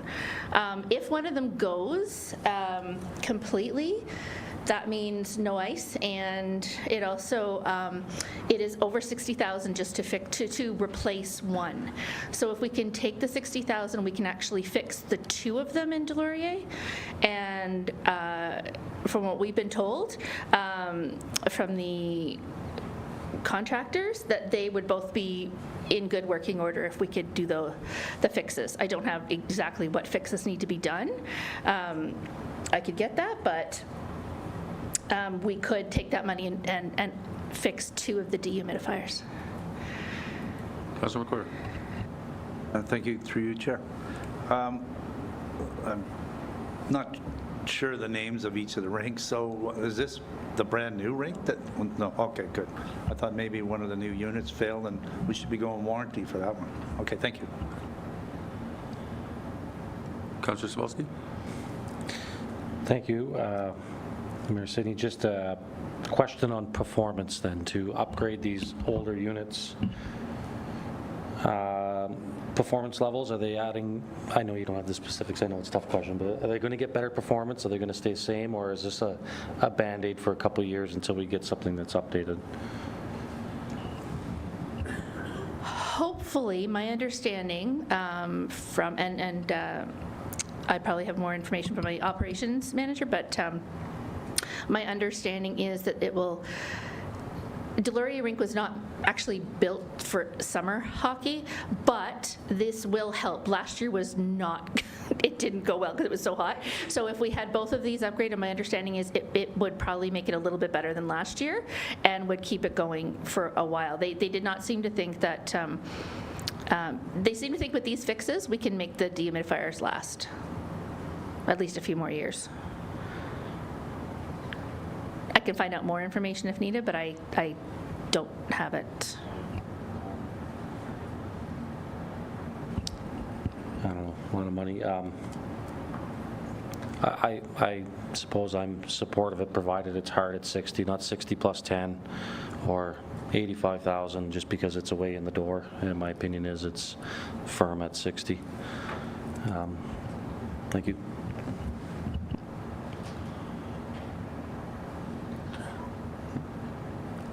Sorry, I didn't hear that. Councilor Sawalski, you want to repeat that, please? Just want to make sure that the price is the price, not 60,000 plus 10%, or all of a sudden they get in there and it was a foot in the door to get 85 or 95,000 out of us. Get them to sign something. It's 60 grand, not a penny more. Through Mayor, yeah, we've been doing that a little more often now too, of just making them kind of narrow down exactly what needs to be done. Yeah, so I'm fine with that. Any other? Okay. Dump trailer. I don't know. Can we go another year without a dump trailer? As with every question. Review. So what department is this that needs a dump trailer? Rec? Right. Oh, okay. And how old is the, I have a memory we bought one recently, that's why, and maybe it was 10 years ago. But I'm just curious, how old is it? So we discovered Okay. that the trailer that was purchased for recreation, our crew do not have the, is it a license or the proper license to use the trailer? So our staff can no longer use the trailer. And that's, right now, we're kind of getting, so Public Works is coming and doing it when they have time, but yeah, it was a surprise. I'm not sure how old the trailer is, but yeah, that was a little bit of a, we just got notified of that a few months ago.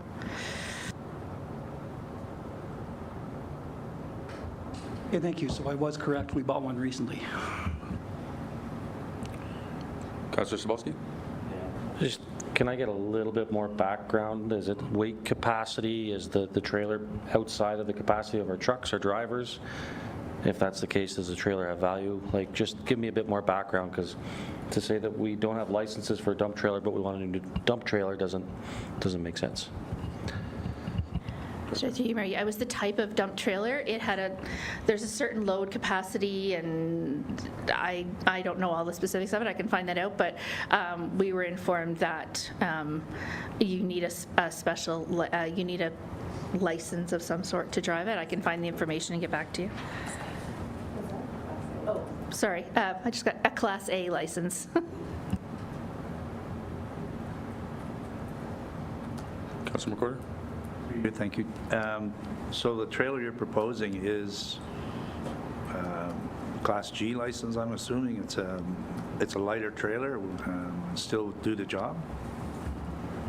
Thank you. Yes, that's correct. Councillor Sabowski? Thank you, through Mayor. So I guess a compound question, how much use does the trailer get, and are we that far stretched to continue to get Public Works to maneuver it for us if needed?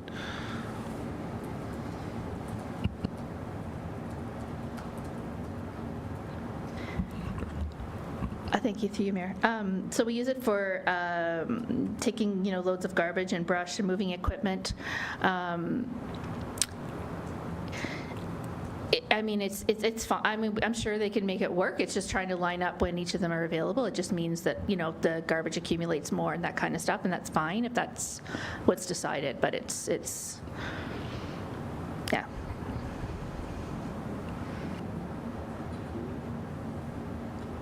Council?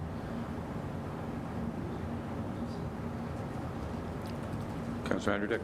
Through you, Mayor Sidney, I like the director's comment when she said we can make it work without the trailer. I like that. We have trucks, we could put garbage in. Not saying, for this year, I liked it. We can make it work. Thank you. Council? Councillor Sabowski?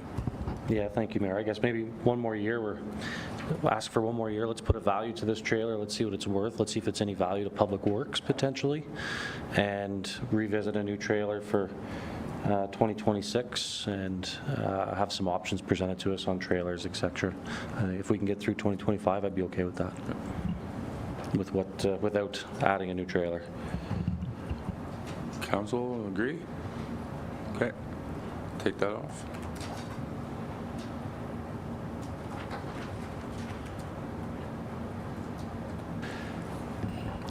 Thank you, through you, Mayor. So, ActiveNet platform. I apologize, Director, for not having all the background information. If you could quickly just give us a bit more on this, please. Thank you, through you, Mayor. So right now we use a platform called Univeris for booking, for people to sign up for programs, to book all of our rooms, rinks, all that kind of stuff. It's all done through the platform Univeris. It is a bit of a nightmare. We get daily calls from people. It glitched last year to the point that it put refunds on everybody's memberships. The staff had to go in and figure it out. It's just not a user-friendly platform, so it's something that Specialist Fraser has been looking at since she came on board with the town to try to get something a lot more user-friendly. It glitches our invoices. It's just not a great platform, so we were hoping to be able to look at getting something that would be better for the community, easier to book with, all that kind of stuff. Councillor Andrew Dick. Thank you, Mayor Sidney. Through you, just a question. This platform, I like this idea. I know where you're going with it, but I'm just wondering, does this platform allow for a plug-in either now or later down the road where our users can actually pay for that? Like, for example, let me give you an example.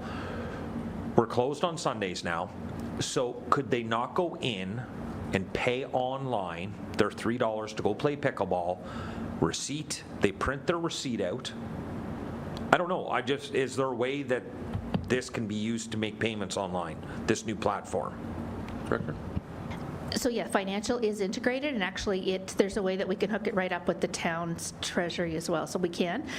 I'd have to look into the other part of it. I see what you're saying. We'd have to play with it, see what we could do, but yeah, it does have integrated payments in it. Councillor Andrew Dick. So I like this. I know we've talked about in the past about recreation and users not be able to use online services. Again, I know this is a tough year, but this is something beneficial to the ratepayers, so I don't mind leaving that in, but it's up to the fellow councillors. Councillor Sapolsky. Thank you, through you, Mayor, and I agree. The more technology we can put into some places, the better off we are, especially with the facility out there. My question is how close to deployment could you be with this? Like, if we were to say yes on this, is this something that's going to take place in the next month, 3 months, or is it going to be closer to the end of the year before we make the call to deploy this, or at least present something to council? I'm just looking for timing because I want to make sure that we get the right program that fits us and our new facility properly, right? Director. Thank you, through you, Mayor. Yes, so the Specialist Fraser has been looking into all the different platforms, and we've actually had 2 sessions with this company where they've run us through all the modules, shows how it works. So they've narrowed it down to this company, and this includes, the price includes the training. So I think, I couldn't see it. I mean, obviously the staff would have to learn how to use it, so that takes a little bit longer. But I mean, I would say it could be up and running within a 3-month. Don't quote me on it. We'd have to reach out to them, make sure they have, availability. But my understanding is it would only take a couple months to put it in. Councillor Sapolsky. Thank you, Mayor Sidney. The reason I ask is, again, with constraints of the year, I understand it's coming out of reserves, but like if it ends up being towards, November, December, I would say that we could plan and get things set for 2026, start up and put it in 2026 budget if we can accomplish it within the next few months. Like, I don't want to rush it. I don't want to delay it, if you know what I'm saying. If it falls within the very end of year 2025, then it might be a good item to say that we can be prepared, ready to go for 26 again. But if you feel that there's confidence in getting this deployed within the next 3-4 months, it still puts us near the end of the year. I just don't want to feel rushed on it, that's all. Treasurer. Yeah, I have this as funded out of the Capital Reinvestment Reserve. So whether it goes this year or next year, it doesn't affect the overall tax levy. I'm good at leaving it. Director. Sorry, I'd just like to say too, I could definitely reach out to them just to verify the timelines and stuff. I don't want to say one thing here and then talk to them and it's something different, but that was my understanding from the meetings we've had with them, but I'm happy to report back on it. So good to leave it?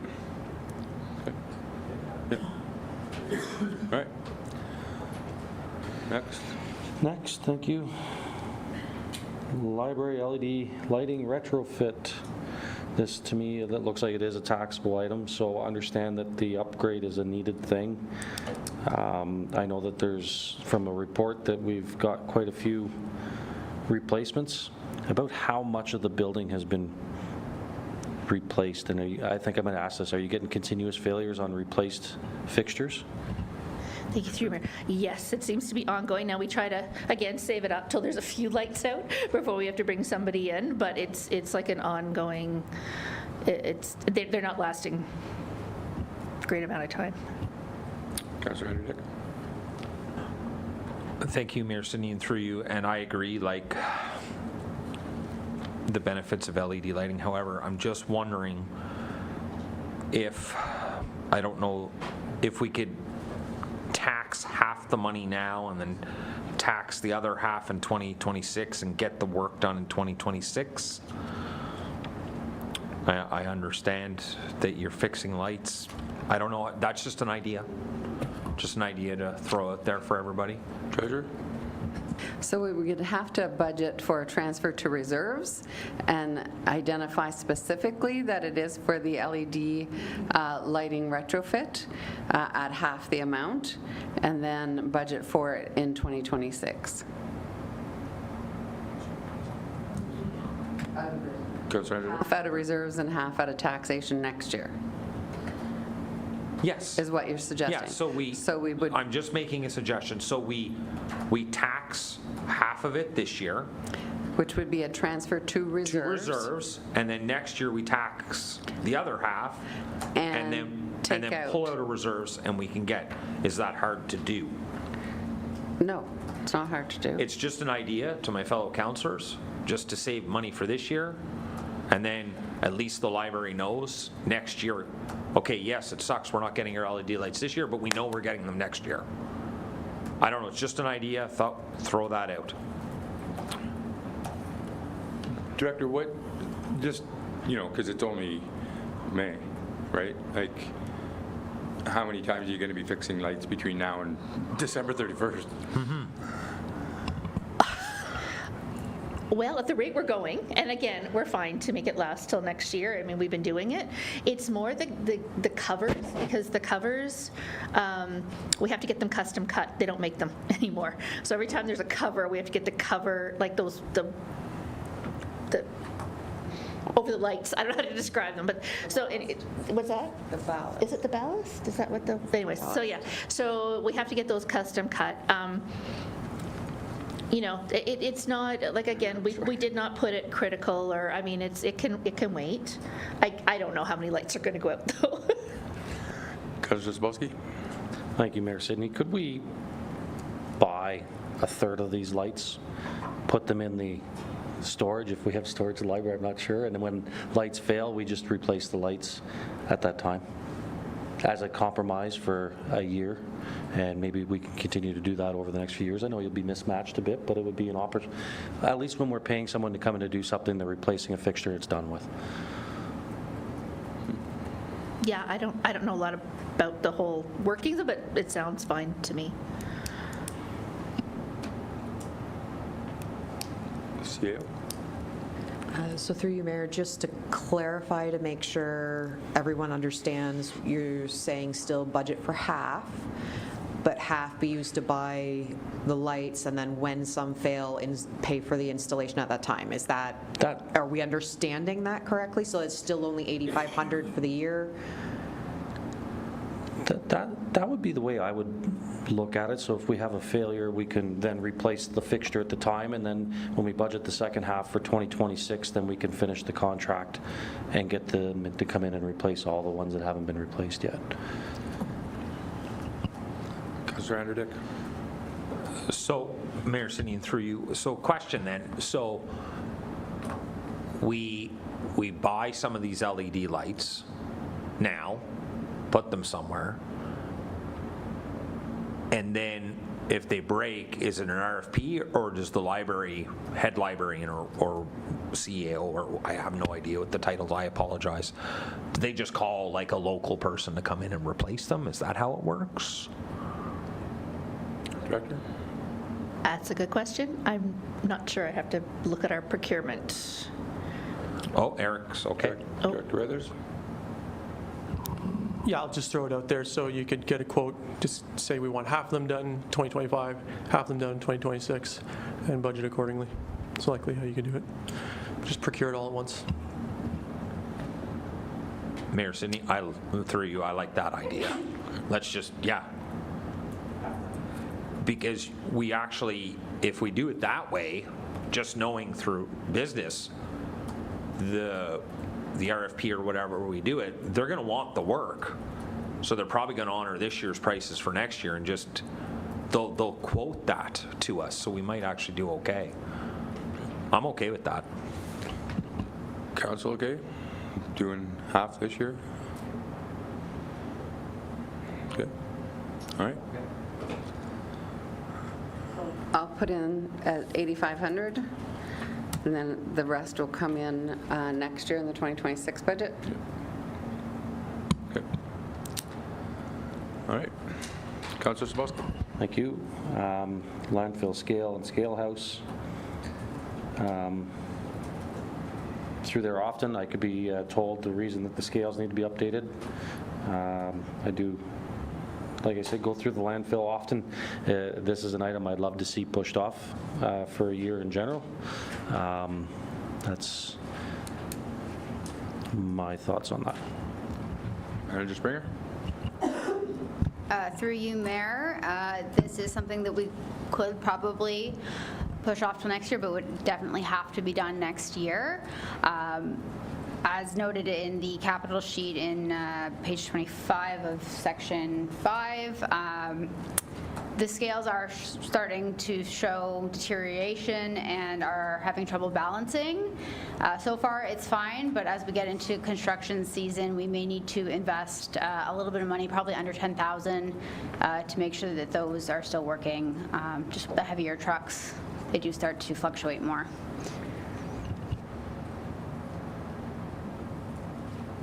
Councilor Andrew Dick. Thank you, Mayor Sidney, through you. And Manager Springer, me and you had an off-the-cuff conversation about, so we have the scale house and we have the scale. There's two items here. There's no picture of the bathrooms, but apparently the bathrooms are very bad. Do you want to touch base with that? And then maybe I'll continue after that. Manager Springer. Thank you, through you, Mayor. So yes, the scale house is undersized for what occurs in there. We don't have adequate storage. We don't have adequate eye wash or safety shower, which is a safety hazard, but we do have connection to municipal water and portable eye wash stations. They just have to be replaced frequently.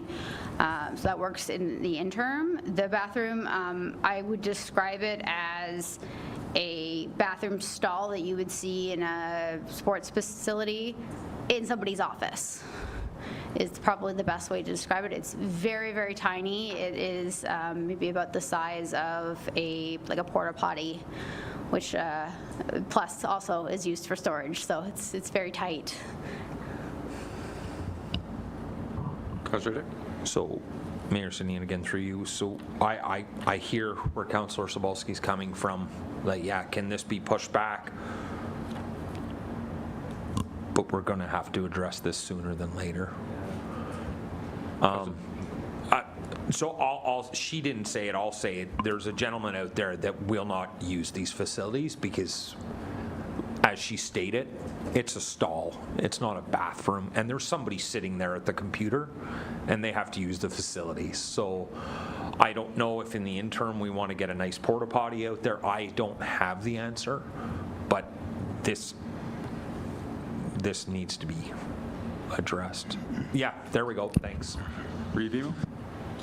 Okay, so we're actually looking at two separate projects, because do we have to connect the scale replacement to the building, or can we go ahead and do the building this year and then put the scale in next year? Madam Speaker? Through you, Mayor, we could do it separately. It is recommended to do it together so that there's less impact in terms of the technological connections, and because height differences between the two, just for safety reasons, to keep it sort of all on the same level so that people aren't jumping on and off the scale or using the steps that are deteriorating as well. Revimo? Is that something that when they're designing the project, if the building is set at 3 feet above the existing level now, or 4 feet, and then the scales, can they be matched to it? Like, are the new scales more compact than the older ones, than the one we have now? So those are the kinds of things, and as you well know, running a piece of ABS out so you can pull wire out through it. But anyway, so is it possible to split the project? Because I agree, I think we have to do something for staff out there. You can't have them in third world conditions and try and work. Through you, Mayor, yes, it is possible. I just don't know what the financial impact might be when you go to do the second step, is all. It may be none, it may be some, I'm not sure. Councillor Sapolsky. Thank you, through Mayor. And I'm with the Reeve on the fact that we could look at this as a splitting, but I also understand how the scale in a proper scale house can be set up. Will make it more efficient for people using the facility alongside with the people servicing the individuals coming through with a proper scale house that's built at a proper height for accessibility, so people don't necessarily have to get in and out of the vehicles as much. It comes as one, and there you could incorporate new washroom and all that fun stuff. But with respect, the last report we received, the landfill facility was rated anywhere from 10 to 40 years, roughly? 15 to 40? What's the life expectancy of a scale? Through you, Mayor, it's about 20 years. You can understand the reason for the question. I don't want to overinvest into a particular facility that might not have its sustainability. So I think that we should take 2025, put a proper plan together, and show us what the options are with a built-in washroom facility and a nice scale house that has everything built into it, a little bit bigger area with a proper scale. That would be my suggestion, but I'm open to. Treasurer, how would, because I think it says to be determined, so what would the options be financially to get, like where would we get it from? Well, once I get a good chance to look at the reserves on all the projects that have been, I think the ones that we've taken out up above and the ones that, once I understand where the reserves are, I can make a better recommendation. But to go through and identify all of these projects, it was going to be way too much work, and I couldn't finance them all. So some of them that I wasn't sure if council would proceed or not, I just left it to be determined. So it's to be determined. As soon as you guys decide, I can come back and say, okay, this is the reserve we can take it out of. Could be a facilities reserve, could be the landfill reserve, capital reinvestment reserve. There's a number of reserves that I could draw out of, but until the final decision is made by council, it's very difficult to make those recommendations. Director Withers? Thank you, and I got Director Bishop to help me out with this. We did rent a double trailer porta potty for the Bell building when water was cut off. It is about $3,000 a month. Works out to, with the cleaning and delivery and whatnot, about $40,000 for the year if we were to go that route. So I think you compare that to a new building, you might be half of a new building right there.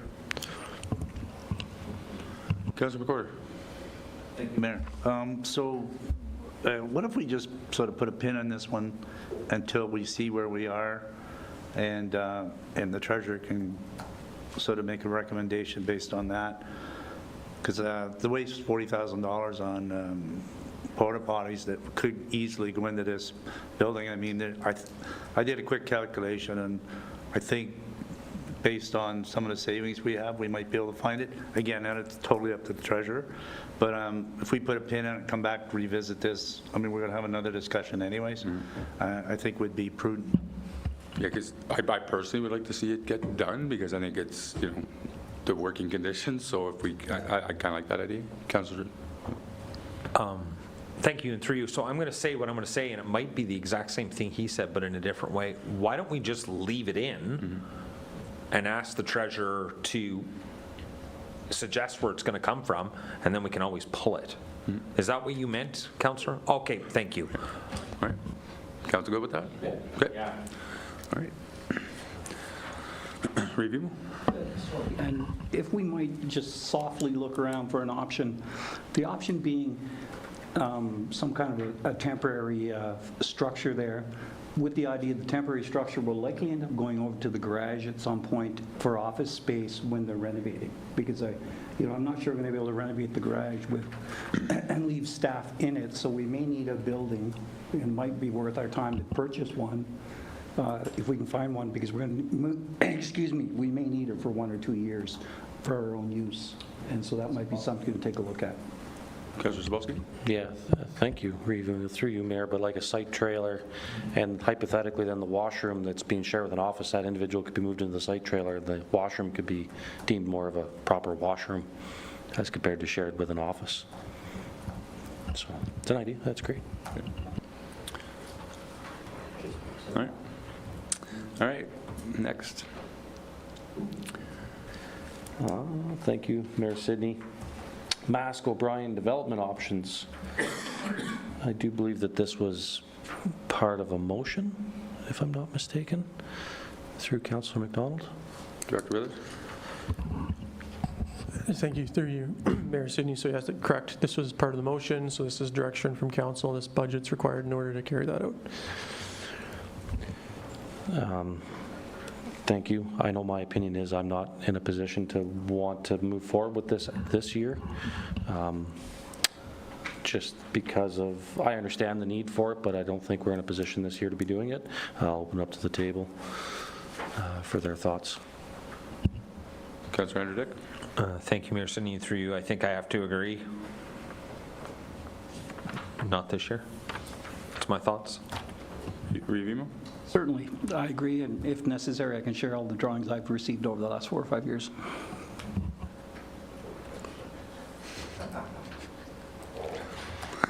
Okay. So let's take it out. We'll take that one out. Take it out.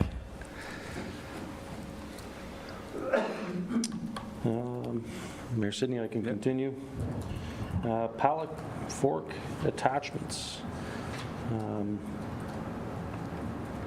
Yeah, I believe it's in for the landfill. Can you just, the old ones are broken? Manager Springer? Through you, Mayor, we currently don't have any. So we have noticed in the last couple of years that having them would be very helpful, especially with the hazardous waste depot. We put a lot more stuff on pallets just because we're getting a lot more stuff to help move that items away, as well as large brush has also been becoming more problematic as we are seeing more storms. So when you get a big log in, to be able to move that and just kind of pick it up is beneficial to have those forks. Councillor Spolsky? Thank you. So the question is, does it need to be through taxation? I know we receive funding from other municipalities. If we deem it to be used for the waste depot, or like, does it need to be a tax item? Through you, Mayor, per our agreements with other municipalities, I do not believe that this would be an expense that we'd be able to offload onto them.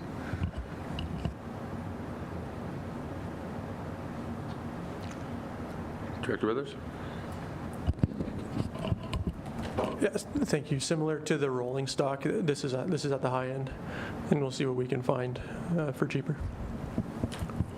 I'd accept that. Good. Keep it? Keep it. Yep. Okay.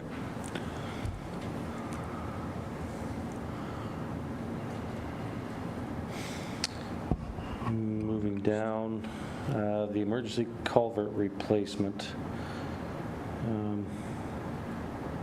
yeah, I'm open to talk on that one. Director Bishop? Through you, Mayor. So as part of the Hall Avenue Extension preliminary design, the consultant was doing some field work and discovered that there was a culvert washout in a large section that was washed out. So currently it's not a commonly traveled area. It's back behind the Walmart range. If you can picture the Hall Avenue extension coming back behind Canadian Tire and connecting into Hall Avenue, it's back there, and they're recommending it as a replacement so that they can continue on with their design, as it will need to be done at some point prior to building that extension. Councillor Zabolski? Thank you. Through you, Mayor. And in your opinion right now, how far away are we hypothetically from starting to do the physical construction of that hall extension? Through you, Mayor. At this point, quite a while, I would say. It is a risk to have that not fixed right now, as it's sort of a washout cliff situation, although there isn't really many people that travel that area. If we were to postpone that for maybe a couple of years, we could just, you have to identify that it is an unsafe area to be for pedestrian walking, maybe someone walking their dog. So I actually haven't seen it back there. I think maybe Director Withers has. He might have a comment. Director Withers? Thank you, and I missed the first part of your comments. I don't know if this was mentioned, but there is upstream flooding impacts as well. This is an outlet that drains commercial land upstream, so this is probably one we want to look at. Thank you. Councillor Andrew Dick? Thank you, Mayor. Sending it through you, so I'm just going to clarify the staff's comments. If we had a massive 3-day, 4-day storm, and the day before this storm, this collapsed, the culvert collapsed, we now have a dam. And then if we have a 3 or 4 day storm, chances are probably 1% that's going to happen. But if it did, we're in a lot of trouble. That's what I thought. Not to mention somebody falls. Agreed. Okay. Review? Excuse me, if my memory serves correctly, I think we signed an agreement with Mac Wilson Investments at that point, or some point in the past, to use that as a walking trail. When I'm going to say 2014 or 15, because we thought of it as part of the active transportation loop. So I think, we do have some responsibility. If my memory is correct, we do have some responsibility to make sure it's safe, or at least sign it so people don't use it. And then again, further to Councillor Andrew Dick's comments, we've had some really strange weather in the last 6 or 7 years, so that what he's suggesting is not impossible to occur. And I don't know if I'd want to take on Canadian Tire and Walmart and areas like that should they get some flooding. Councillor McCord? Through you, Chair. So it sounds like it's something that probably a safety issue and should be done. This isn't through taxation, according to the finance part, it's through roads infrastructure. So I think it's probably something we should go ahead with. The liability isn't worth it, I don't think. Council is okay with leaving it in? All right. Seeing 4 heads nod. Okay. Keep that. Councillor Zabolski? Thank you, Mayor Sidney. Oh, I just lost my spot. No, I have it there, just where I was on the other pages. Regardless. 2017 International Sandblasting Repairs. So to my expectation, this is a service point that the vehicle's at that we do because of the wonderful salt that we spread all over our roads. Just a couple of words, please, Director. Yep, through you, Mayor. So as I mentioned earlier, we're trying to replace rolling stock on a 10-year cycle. So this is a 2017 vehicle, looking to extend the service life by doing these repairs right now. Based on recommendations from a mechanic, we can get a few more years out of it if we do these repairs at this point. Councillor Sabowski. Thank you, and just to give us scope, a replacement vehicle would be in the neighborhood cost of how much? Review. We just picked up 2 for the county of Renfrew, and they were between them, in total, about $976,000 for 2 trucks.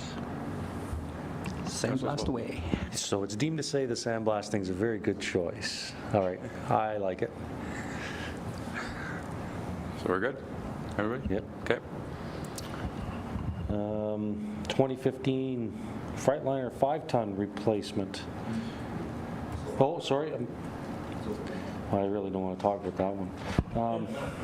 2014 Silverado replacement. I'll start off with the same comment I've had many other times. Can we get another year or 2 out of it? Director Bishop. Through you, Mayor. So this is a 2014, so based on our 10-year schedule, we are due for replacement. It's at the end of its serviceable life, and I think that these vehicles that our public works staff drive have been pushed off for a long time now, and basically we've chosen these for replacement for this year because others are coming down the line that will need to be replaced in the next few years. So this one is recommended. It may be able to be pushed. It may require some additional repairs if we do push it another year or 2.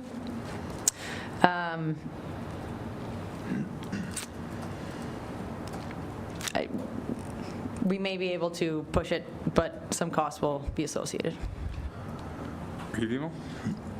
Usually it's high mileage and the floor rotted is a usual thing for a public works vehicle. So those are the kinds of things, and our frame cracked or rotted. Are those the kinds of things that we're looking at? Through you, Mayor. So at this point, yes, we're getting close to that point where it's not serviceable. It's needed as a plow truck. So the alternative is to push it and have more vehicles to replace next year, I guess. Councillor Dick. Thank you, through you, Mayor Sidney. So to the director, what we're talking about right now, this is a big snowplow truck. Is that what we're talking about? Half-ton with a plow on the front. More than a half-ton, but it's light truck. Yes. Okay. I understand. Thank you. Councillor Sabowski. Just a comment because of the way the world's going, with reality to the fact that vehicle costs could drastically increase in the next little bit. If we were to say yes to this, I would be an advocate of absolute priority to get one of these things, because hypothetically in another month or 2 the increase could be 10 or 25% more. So I do believe if we say yes that get going on it type thing. Councillor Dick. 100% agree with Councillor Sabowski's. I'm not a fan of paying this kind of money for a truck, but I get it. And the federal election, we got to throw that out. That happened yesterday. We have no idea what's coming down the pipe in 3-6 months. So I heard a whisper, tender it tomorrow. It's probably a great idea. So, okay. Treasurer. So I guess in order to do that, we would need a motion to approve that and proceed to tender. Mayor Sidney, I'm just wondering, do we want to wait till the end of the meeting in case there's anything else we have to make a motion on? Just wait till the end of the meeting to make motions. This might be the only motion, but there might be 2 more coming up. I don't know. Do you just want to wait till the end of the meeting? Sure. Yeah. Okay. Yeah, that's fine. All right. Thank you, Mayor Sidney. The next one's probably going to share similar comments, and it's going to share similar increases, which makes it sting that much more because the cost of it is significantly higher. I anticipate that these service trucks are going to go up in cost. Now, I'll bounce this over to Reeve Emo. This is cost to replace the truck that you just mentioned, right? The county might have just purchased 2 of these. So how close are we on the ballpark price at 300, or are we a little light? Or 350, sorry. 95,000 light, depending on the truck. You know, the specs, thankfully municipalities and the county are getting closer on the specs. The county has downgraded a significant number of their trucks to municipal specs now, with the idea, and we went through Canoe and LAS. So the idea is that if we can establish a common specs, which we've been trying to do for about, meaning me personally, about 12 years, we're getting close now. And I think hopefully we can start doing larger purchases. So this might fit into the larger purchase pile that hopefully are going out by the end of the summer.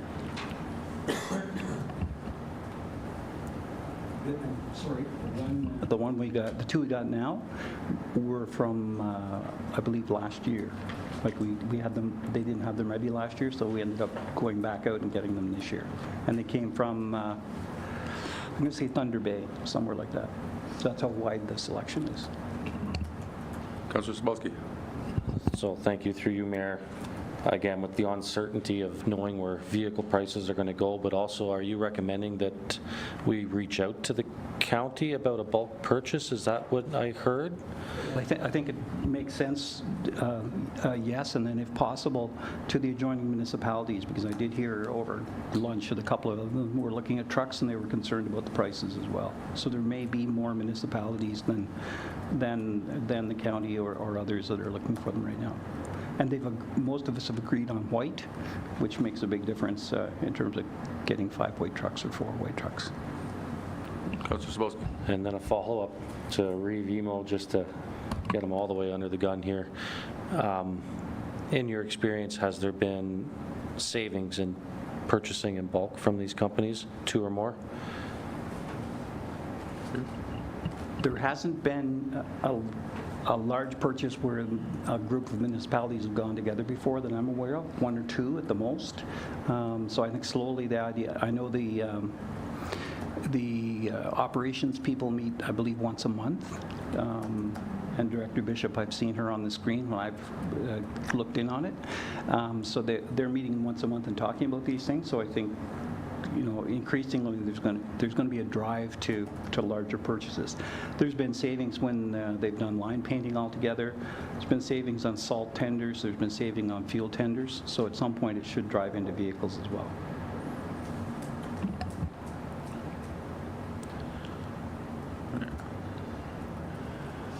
Leaving it in? I'm sorry, I'm still asking questions. Okay. I like vehicles. Director Bishop, your price at $350,000, is that due to the spec that you feel comfortable with, or is it potential that there might be a little bit more cost incurred in this vehicle? Through you, Mayor. That was an estimate, of course.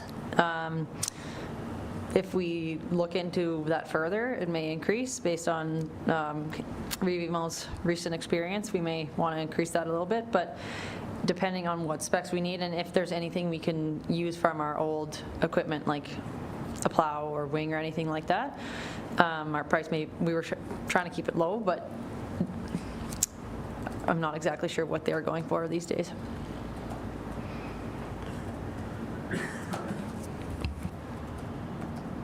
Director Withers? Thank you. So it's the same. It sounds like 450 is probably the number we need to be looking at based on Reeve-Emo's comments. But then we look at Canoe. Canoe is group purchasing, so they're pre-vetted, they're pre-qualified. That is the procurement process. We can get quotes from Canoe and bring it forward to council for procurement. We could explore the option of coordinating a purchase with adjacent municipalities, but Canoe is already group purchasing. You're already getting a rolling stock discount. So we would have to kind of compare if you need 5 trucks, do you get a better price than if you're just buying 1 through Canoe? I'm not sure what the answer is there. We can certainly figure it out, but I'd probably go that route, and sounds like we're talking about 450 as a starting point. Councillor Anderdick? Thank you, through you, Mayor. So I'm going to ask the same question. Is this the big snowplow truck we're talking about now? Okay. So we kind of need it, right? Okay. Thank you. Councillor Sabowski. Thank you, through you, Mayor. Understanding the rolling stock bylaw that was just put through, the vehicle that's outgoing, traditionally, are these things just driven to the scrapyard, or are they sold and reused? Is there any life left in this rig? Or is it pretty much, you know, where I'm... Through you, Mayor. Oh, the treasurer has something to say as well, but we can get a trade-in quote. Treasurer? I would recommend going through the, I forget what. Gov Deals, thank you. It's amazing what people pay on Gov Deals for older vehicles, because it opens it up to everybody, and people are always trolling that to get a good deal, and they bid on it for so long, and I'm always impressed with the amount of money it gets sold for. Councillor Anderdick. Question to Manager Springer. I heard a little whisper. Would it be beneficial to have at the landfill to keep? Manager Springer. Through you, Mayor, a dump truck would be beneficial at the landfill, but it really depends on the quality of if it's still drivable. Yes, just for an example, Whitewater Landfill has one of their old dump trucks at their landfill. They back it right up to their disposal area, and people just basically walk onto the back of it, throw their garbage, and then if it overfills, they can easily move that, whereas our bins require a special truck to move. So we have options. Like, there's a whole bunch of options. Gov Deals, landfill, like, so that's good. Okay. Councillor McCorder. To be the devil advocate, Treasurer, what would you journal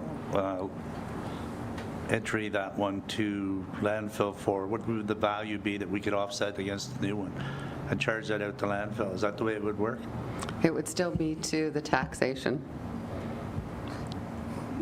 It's in one department and out of another, and that's what would happen with the TCAs. It would change from one department to, like, one user group to another, according to TCAs, but it doesn't gain any revenue.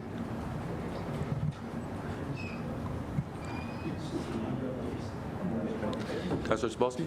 Yeah, thank you, Mayor, and I'm going to try not to continue on this too much more. I've probably gone past my speaking point. To the Reeves numbers that he had dealing with the county and mentioning that they were purchased 2024, received 2025. I'm anticipating we're looking at maybe a similar timeline, and the costs, I'm just scared they're going to go up. I'm betting 550 is going to be the line number by the time it's said and done, just with inflation by the time it gets here. Just throwing that out there. So needs are needs, I suppose. Treasurer.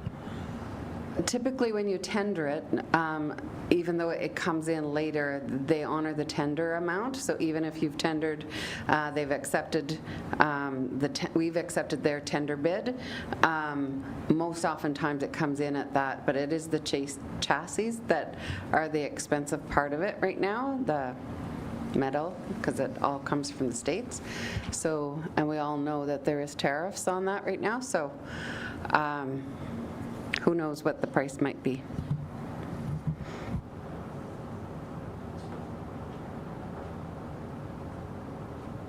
Director Brothers. Yeah, we've had conversations about used vehicles. This, just because of the timing of this, we might need to, pursuing used might not be an option if we really want to move fast, considering potential cost increases. So just making sure council's aware that might not have that option in this case. Thank you. So this possibly could need a motion at the end of the meeting as well, and I'm looking at upping that to 450 for now. Is that fair? Not fair? Fair? Yeah. Yeah. Okay. All right. Brief.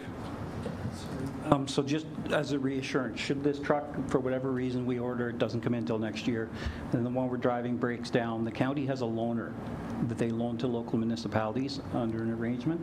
So we have a spare truck in the winter should something break down that you can borrow it. I think we just got it back from Pikwakanagan. They had it for a few months. Boncher Valley borrowed it about a year ago that I'm aware of, and I think Whitewater's had it once. So there is a loaner that's available should something happen. And it's a tandem, the usual looking truck.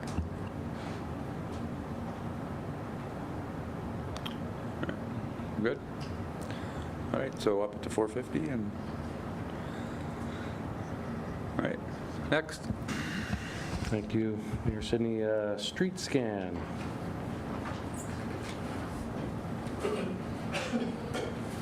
Background? Director Bishop? Through you, Mayor. So street scan is a roads evaluation and sidewalks evaluation type program. So a third-party company comes in and actually evaluates the condition of our roads and sidewalks. Pavement condition indexes are generated as well as sidewalk condition indexes, and those are numbers that we associate to our asset management plan and therefore make informed decisions with. We haven't had that done. Typically in the past, some of our roads have just been chosen to be done just based on the look or based on how you drive around and how many potholes you hit kind of thing, but this actually has a quantitative measurement that kind of determines that for you, and it's not a biased opinion. It's not subjective to staff opinion if we were going out and doing our own road assessments. Of course, it's still subject to council's approval, but the roads will have those condition indexes to help us inform like our future 5 and 10 year capital. Our asset management plan can be updated based on those. So I think we usually would do a sidewalk assessment and determine what areas are not in good shape, but this is kind of done for us and this for the whole town. It's a upfront cost, but we'll do the whole town and have that information for us so that it's current up-to-date 2025 data that we can move forward with.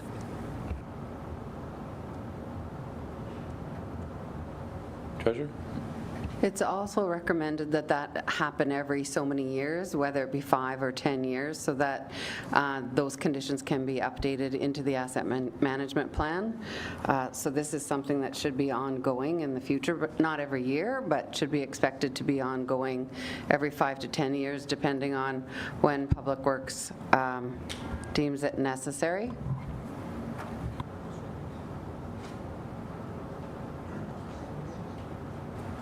Sorry, gentlemen, I have to take a quick phone call, so I'm leaving the chair for... Oh, absolutely. Director Bishop, please. Thanks through your Reeve. So I just want to note that when we have our updated PCIs, it's pavement condition index, we can say certain ranges if it gets to a certain range in the number, so it's kind of getting to that poor condition point.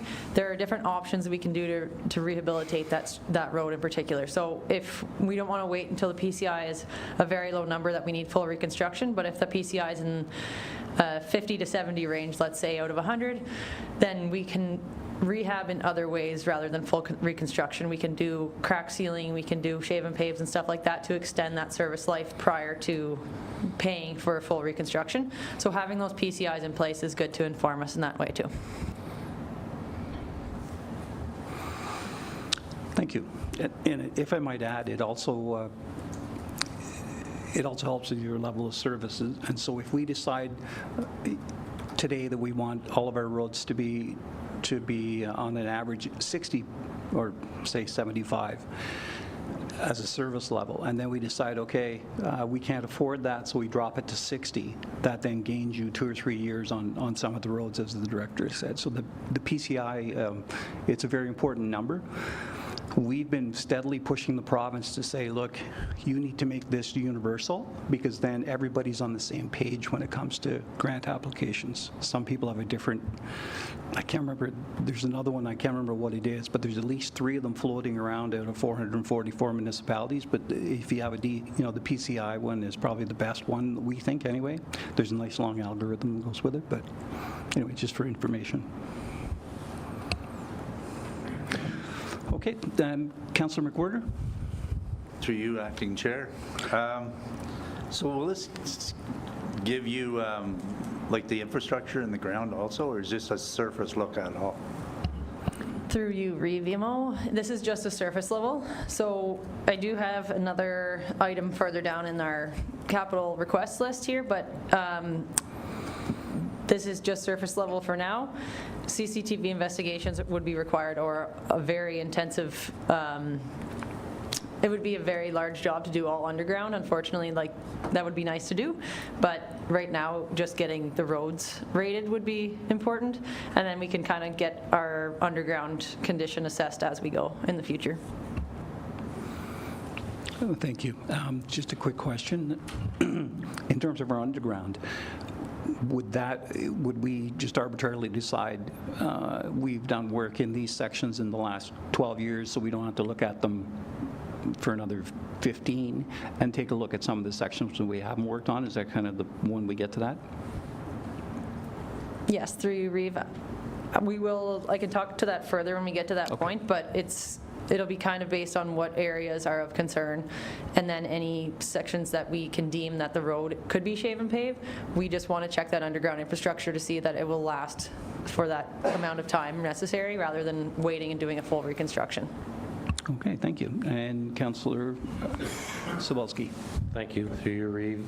I like the idea of this, I really, really do, and Reeve's explanation's good, but I feel it has value to us on roads that we've done maybe in the last 15 years to current, so that we have an understanding of how they're aging, so that we can understand what our replacement is on them. Because once we get to roads in Renfrew that are, say, 20 years old, we don't need a computer or someone telling us that they're garbage. We know they're not in good shape, and we know that we have to prioritize them at some point. Because if we were to run this through our entire town, it's probably going to come back very overwhelming, telling us how poor some of our streets are. So is it possible to start this process on the roads that we have taken care of, so that we make sure that we stay within a proper service window for them, and then the roads that are outside that 20-year window, we just have to working on them?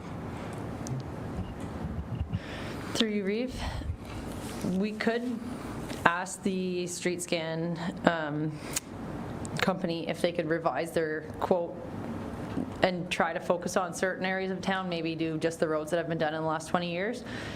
That being said, that's maybe us taking on the assumption that the roads that are older than that would have a PCI of the lowest, basically, because we, like you said, the computer doesn't need to tell us that, but they still need to be then assumed to be a certain PCI, so that we can update the asset management plan and go from there. But yeah, I can get you an updated number based on kind of reducing the amount of roads. Through you, Reeve, and it's not necessarily a request right now, it's something to table discussion, like,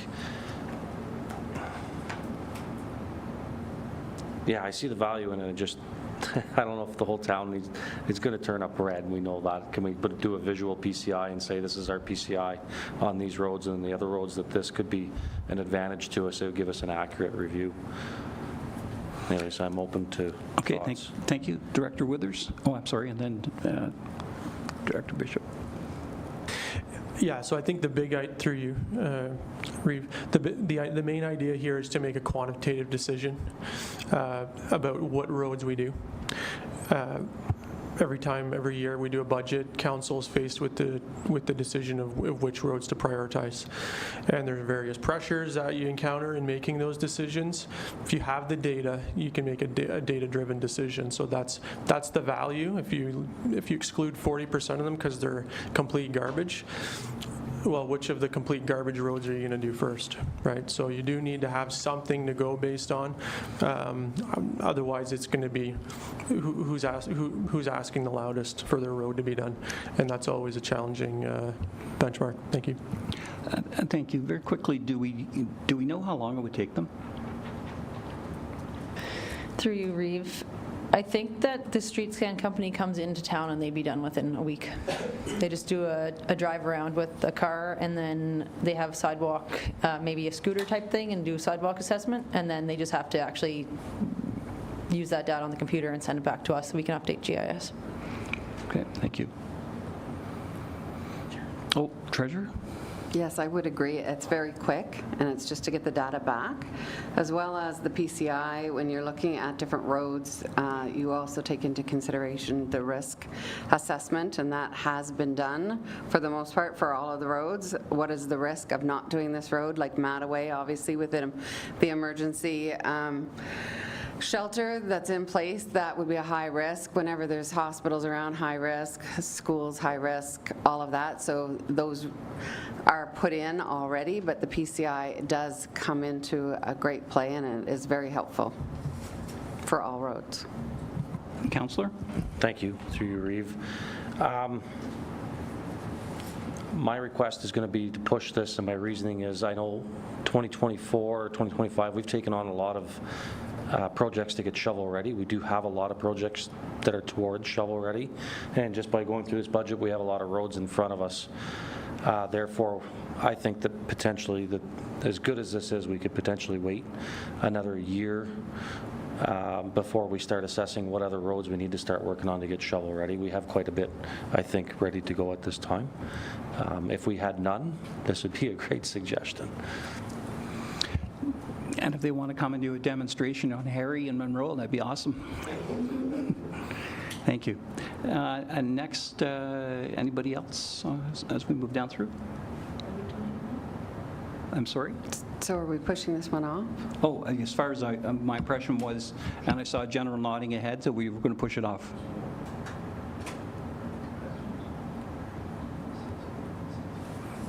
I'm sorry?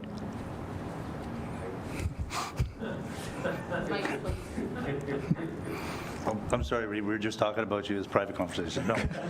Well, what we were saying was, lot to talk about. what I was saying was I think it's sooner spend the $60,000 on the more intensive scan that actually gives us the infrastructure.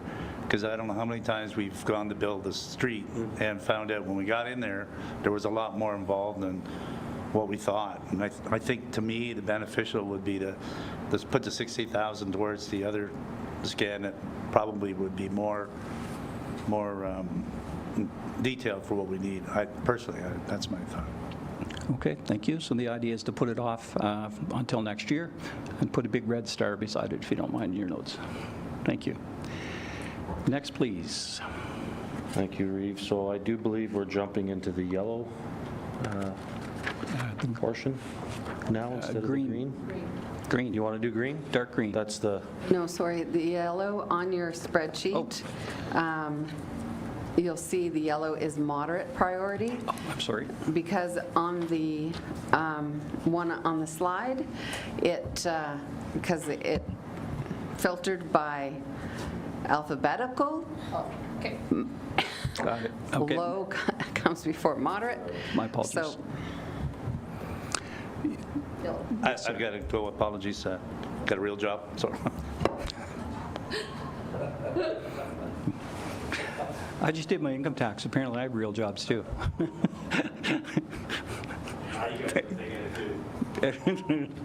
See you later. Thank you. Okay, so when you say what does the new level look at? So let's start with the item number 33, which is the MyFM Center generator. Is that what I'm looking at? Yeah. Okay. Thank you. We're good to continue, Clerk Eric? You're ready. You're okay? No. Oh, we don't have quorum. We got to wait Take a recess. until the mayor gets back. Yep. Okay. Good call. Let us know when we're offline. Oh, shoot, that's me. That's okay. So officially, we're calling recess at 1:53? Yes, that's what I thought we did.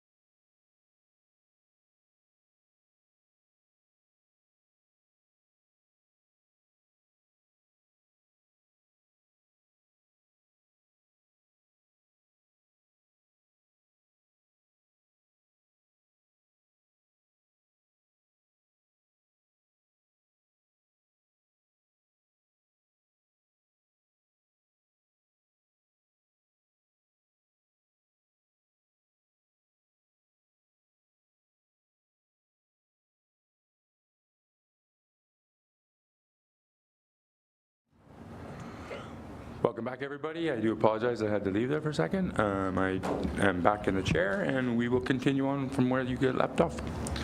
Councillor Sabowski. Mayor Sidney, thank you. Moving down to the MyFM Center Generator Emergency Center. So this has been a topic, I believe, on council's table for many years, a long time. I have a solution, I think. I'd like to propose it. That is definitely not $1 million solution. Fortunately, the town does have a wonderful generator. It's quite large, to my understanding. I would like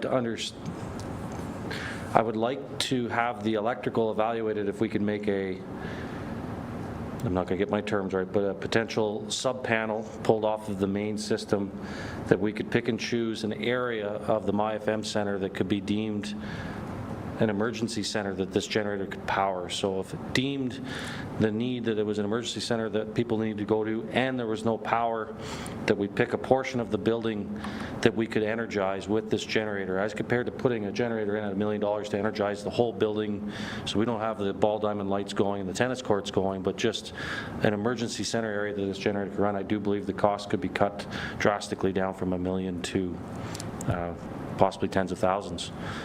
So that's something that I think would be a great idea for this line item.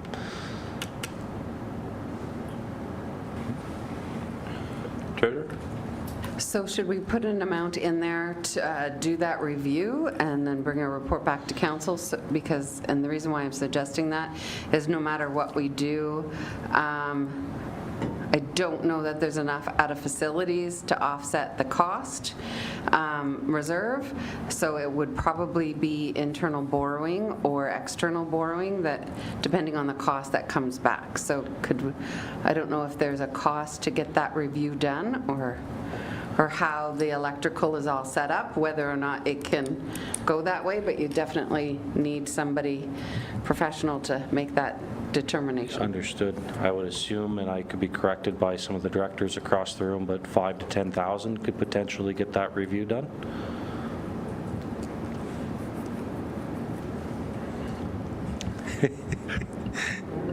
Nobody's listening.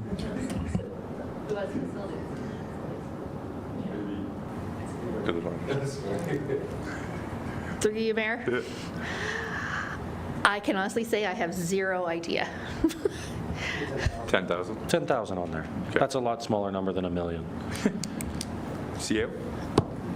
So through you, Mayor, to council, my previous municipality, we have went through the process of creating a panel on the arena facility there, much smaller facility, but the actual hookup cost was without the actual generator itself, the actual hookup work, the evaluation, all that together was about $20,000 to $24,000 for the actual outside panel piece. So to give you an idea, if you're looking at just the assessment aspect of it this year, an actual assessment and panel was approximately $24,000 about 2.5 years ago.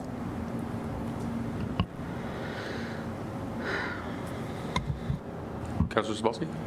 I would like to leave it maybe at the 10, just to see if that covers the assessment, because as it stands, we still don't have a functioning generator. This is a step forward, I believe. And once we get the assessment, then we can understand what the value of the work could be. Treasurer? So being that this is a small amount, my recommendation is to take it out of taxation unless otherwise directed. Okay. So I've changed that $1 million to 10,000, funded out of taxation.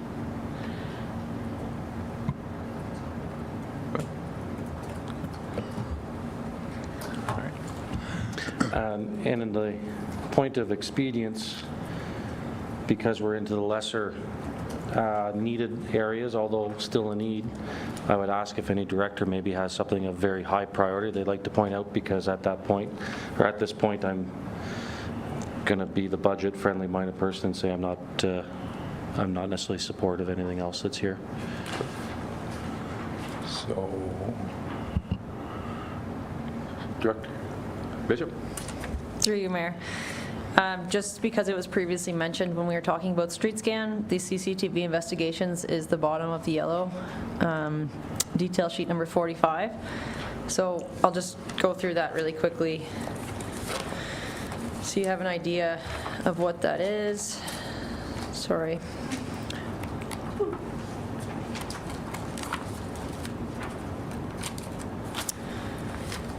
So we got a quote from a company that would do some CCTV investigation where they can take video of our underground infrastructure, including sanitary and storm pipes. They gave us a price per meter, so we just started with this budget. It would not cover that much of the town at this point, but it would maybe be a proposed item that we look forward to having each year in order to get the CCTV investigation underground completed over the next 6 or so years. Our current GIS system is linked to video from 2005, so I think it would be valuable to have updated video so that we do have accurate data to look at. If we're looking at a certain area for construction, we can check those videos and see if there's any cracks in the pipes or what condition they're in. As well, if we were looking at certain areas in particular, this doesn't have to be done just start at one end of town and go to the other. We can choose particular roads that we were looking at shave and pave or future construction, as was mentioned maybe a few minutes ago, that we have run into some issues underground when we start doing construction and full depth reconstruction. We see pipes that are different sizes or in different locations, or there may be additional connections. So this is proposed so that we have accurate data and that we can make more informed cost estimates and more informed decisions on our future projects. Councillor Dick? Thank you, Mayor Sidney, through you. And just to confirm, is this for every single street in the town of Renfrew? Director? For you, Mayor? No, it's not. It would be for a portion of the town.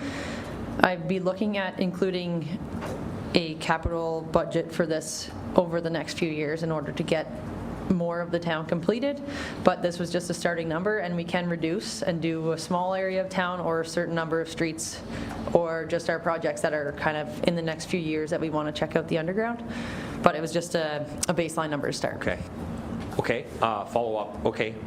I like her answer there. So I'm okay with doing the streets that we are planning on doing in the next 2 to 3 years. The shovel-ready stuff. Yeah, I think that's a good idea because, yeah, I like that idea. I'm okay with approving or putting this in to do the shovel-ready stuff.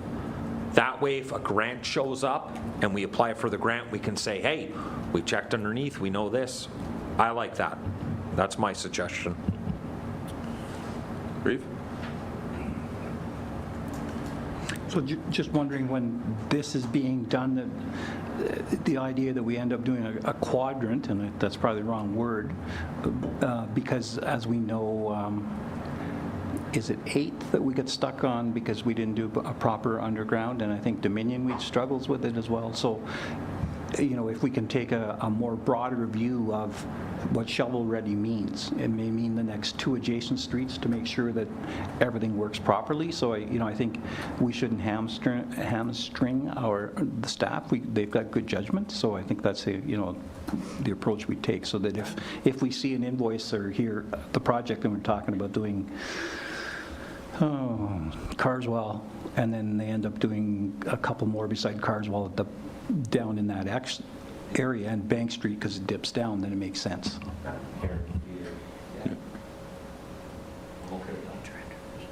Director Bishop? Through you, Mayor, just to follow up to that, in future planning, we were thinking of obviously utilizing our asset management plan, but also doing some catchment area planning where, let's say around the hospital where some of the infrastructure is starting to get aged and fail, doing some of that investigation on adjacent streets so that we know if we redo one street, we're tying into something that actually makes sense and the sizing actually works. So the same as Revimo was explaining, doing more of a broad view would be good for beneficial planning or future planning. When I retire, I'm going to do something like this. So is there a reduction or keep it? Okay. Director Withers? I do have a few items to bring to council's attention from the moderate and low priority section. The large format archive drawing digitization, that budget is for digitizing approximately 5,000 large format drawings currently in the basement.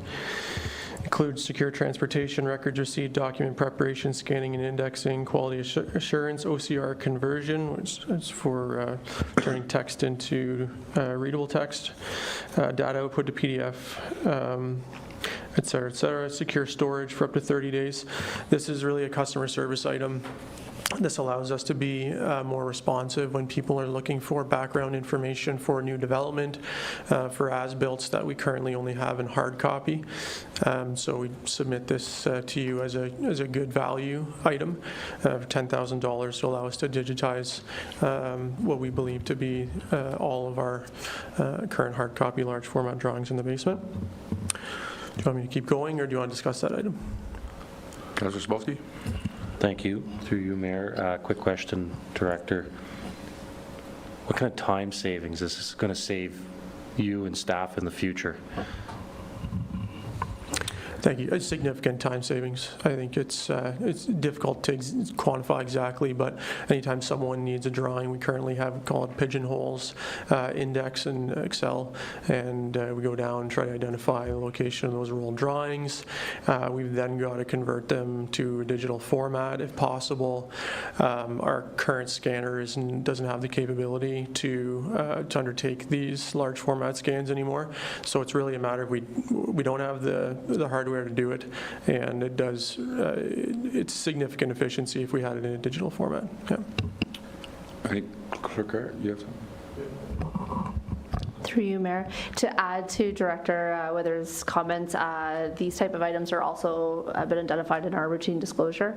So when they are asked for, we do have to provide them as part of records management, which if they are in a format that can't be provided, that adds some significant challenges.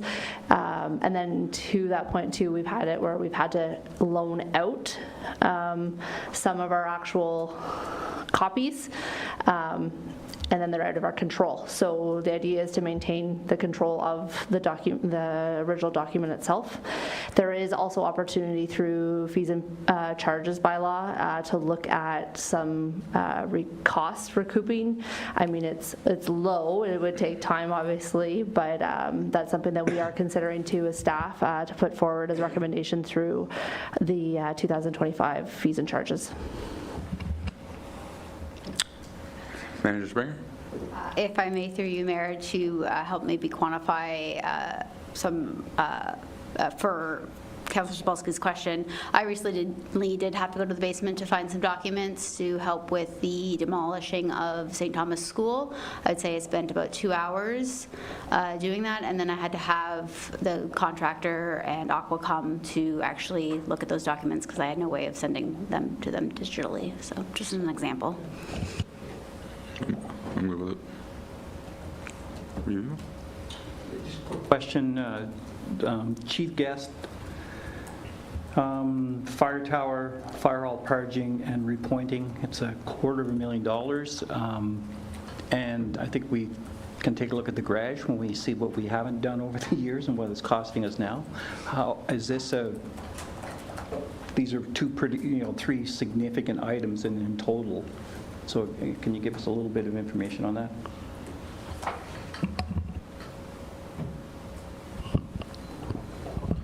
Certainly, and through you, Mr. Mayor. So as I said earlier, there was quite a few points of interest that were brought forward with the Fire Master Safety Plan, as well as the Building Conditions Assessment from 2023.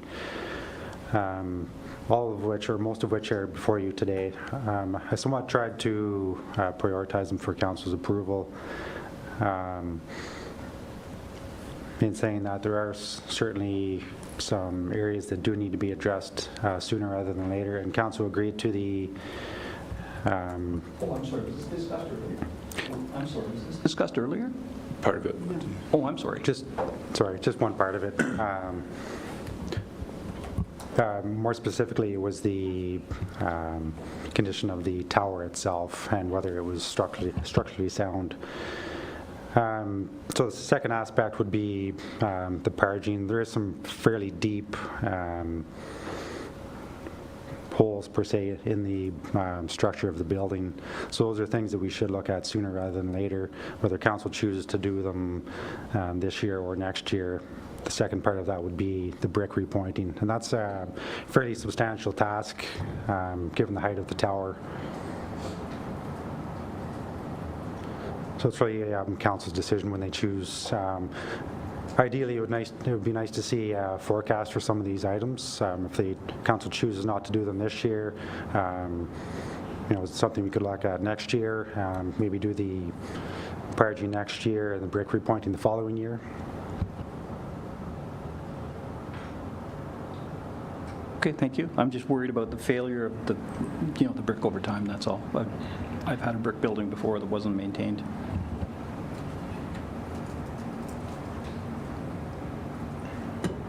Director Withers? Thank you. I had two more items from the low priority list. The Heritage Register review and update. The town's municipal heritage register has not been reviewed in any detail for a very long time. The majority of the work was done, I'm going to say, in the early 80s. It needs to be looked at again. The province has taken a harder line on cultural heritage in that if municipalities are not actively investigating them, then the ability to protect significant buildings will become diminished. So we are recommending the $7,700 provides for a level of support from a CAP professional, Canadian Association of Heritage Professionals. They will be supporting staff. Currently, the Museum and Archives specialist who has some experience in cultural heritage has agreed to take this on with the support of the CAP consultant, which is required in the event of any appeal to defend council's position. So just for some context, this is for cultural heritage. This is significant buildings and properties that are associated with significant people in town or of significant architectural value, and that council may wish to preserve under the Ontario Heritage Act, at least from demolition and potentially in the event of designation to protect any specific features. So that's what that budget is for. The second item being municipal land sales. Council, as we understand, is very interested in advancing the town's program of municipal land sales. These funds are associated with appraisal work, with real estate commissions, and other costs associated with the disposal of surplus lands. Obviously, those costs would be more than recouped in the event of land sales themselves, but this budget is there that represents the actual costs for that. So we're going to need that budget in place in order to move forward with that. Thank you. Councillor Andrew Dick. So just some follow-up questions, Mr. Mayor, through you. So it's my understanding for the municipal land sales, it's going to cost us $145,000 to figure out how to sell land? Director Withers? Yeah, thank you. And just on page 60, the capital detail sheet. So appraisals, so this is assuming 10 properties that are listed for sale and revenues associated with the sale of 5 properties totaling 10 acres of land. So in terms of the costs, appraisals, $2,500 each approximately for 10 parcels or $25,000. Title search and legal support of $2,000 each for a total of $20,000. And then real estate commissions, approximately 5% on sales of $2 million being $100,000, totaling $145,000. Thank you. Perfect. Yeah, okay. That explains everything. Thank you on that. Okay, so now we're going to move. Oh, hang on. Sorry, Treasurer has something. Okay. I just wanted to clarify with regards to those costs of $145,000. So what I would suggest that we don't actually budget for them in the overall operating, that it's there, but we would actually put it aside as unfinanced until we receive the funds to offset the costs overall. So until we even sell one piece of property, then we can pay off all those costs. Just so that we're not budgeting $145,000 against the operating, because it's not a capital, it's just some of these aren't capital, like any studies that are done are not capital, but they're just on the list here. Am I making any sense at all? Sorry? Okay, good. Thanks. Okay, now we're going to switch over to the Heritage Register Review Update. So 7,700, I'm not comfortable with this at this time due to the fact that I just put a motion through that staff comes back with a full summary. We have a dedicated group of people in this town that I think we underutilize, and that's Heritage Renfrew. These individuals are very, very smart when it comes to heritage in the town. They have all the documents. I highly recommend everybody go out and visit this place, have a conversation with these people. They're very intelligent.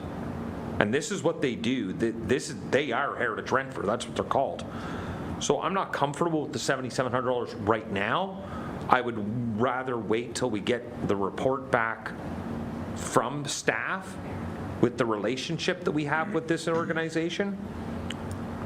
Like I said, just not right now. That's my thoughts.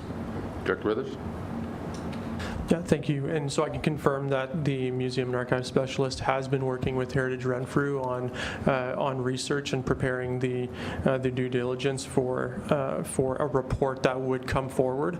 The budget is simply for having a Canadian Association of Heritage Professional consultant review the materials to ensure that they are defensible in the event of an appeal. The majority of the work is being undertaken by staff. Thank you. Okay, so I'm going to politically not get myself in trouble. So I got to really think how I'm going to say this. The staff's idea of working together with Heritage Renfrew is completely opposite of what Heritage Renfrew is working together. So I'm hearing one thing here today, and then I'm hearing another thing in meetings. It's like night and day. We need to have a fulsome conversation, and we need to have a fulsome report. Because what I just heard is the complete opposite of what I've heard from other parties. Okay, that's just, we need to have a discussion. Okay. Review. So I've seen one of the CAP reports. So Sorry, what's CAP? I've seen one of the CAP reports. It's the professional that comes in with a report whenever somebody asks about a heritage designation. So it's more of a land use planning document that dabbles in history. So it talks about when it was built. It talks about the construction period. Who's the designer? Is it relevant to Eastern Ontario because it was Mr. Davis from Picton that built 7 buildings. Just as for instance, the library and fire hall are known as the famous Carnegie. So that's a significant. Those are significant structures because of their attachment to the Carnegie legacy. So that might be captured in other buildings, and the Masonic Lodge O'Brien building. It would probably be something that would be captured as well because it's significant to the history of the town of Renfrew and then the design. So it melds planning and it melds together the legislation for the archives piece, and then it also puts a commentary on it. So it's much more, to use your words, much more fulsome than the Heritage Society could produce, but they can add content to it, yes. So they would end up being a part of it because there has to be some information brought in from them. But it's not something they could produce on their own.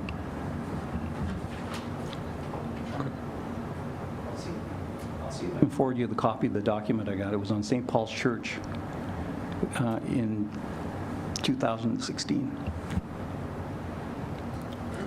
Director Withers, if you could find that, the St. Paul's Church, and just forward that at some point. As I think it was 2016 or 2018. Director Latondres? Oh, you're good, Councillor Anderdick? Okay. Treasurer? Just to confirm, so we're going ahead with that.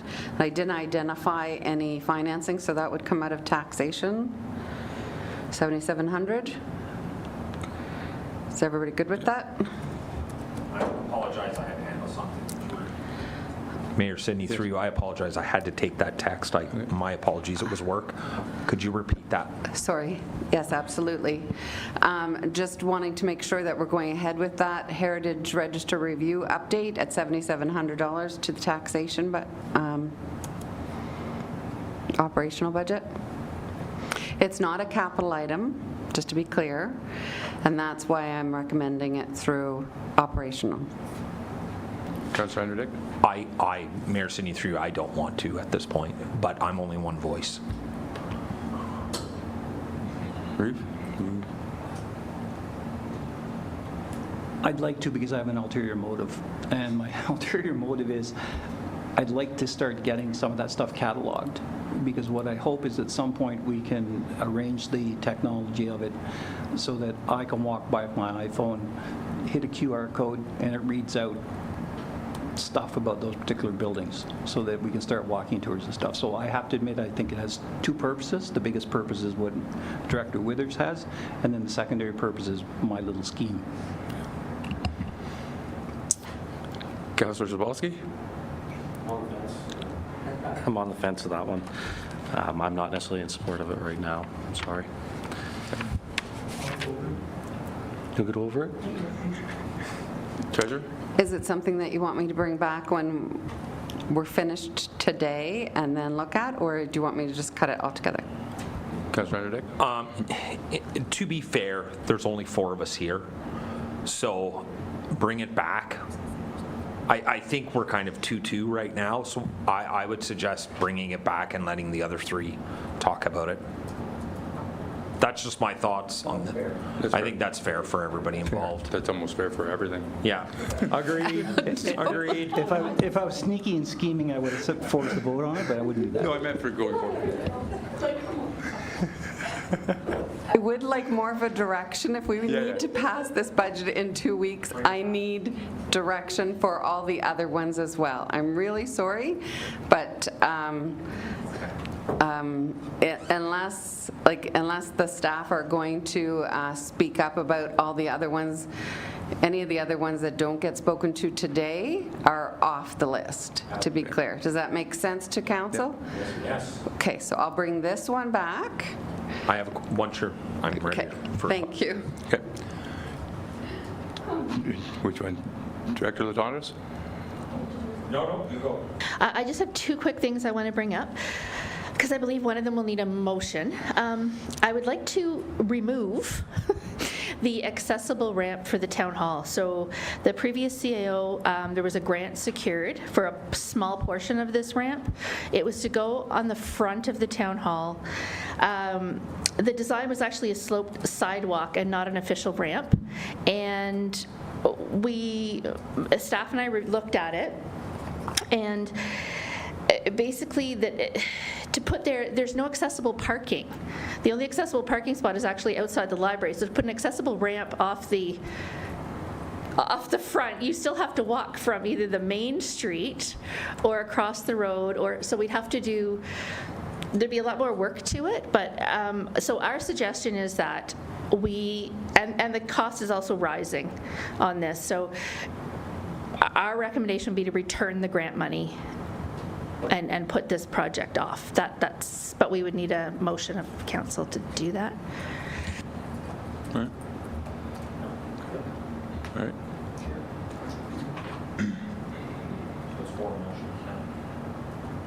Okay. Next. And then just to keep it on the books, because I know that there was a notice of motion brought forward, so I am bringing up report forward on it. But the anchors in the gym, I didn't think we'd want to, because I'm bringing that forward as a full report. I didn't think we'd want to take it off the capital list until that report comes forward. But I'm not sure how to. Okay. Everybody's good with that? Okay. Yeah, okay. And again, just to take another swing at this fence, to use the ball analogy.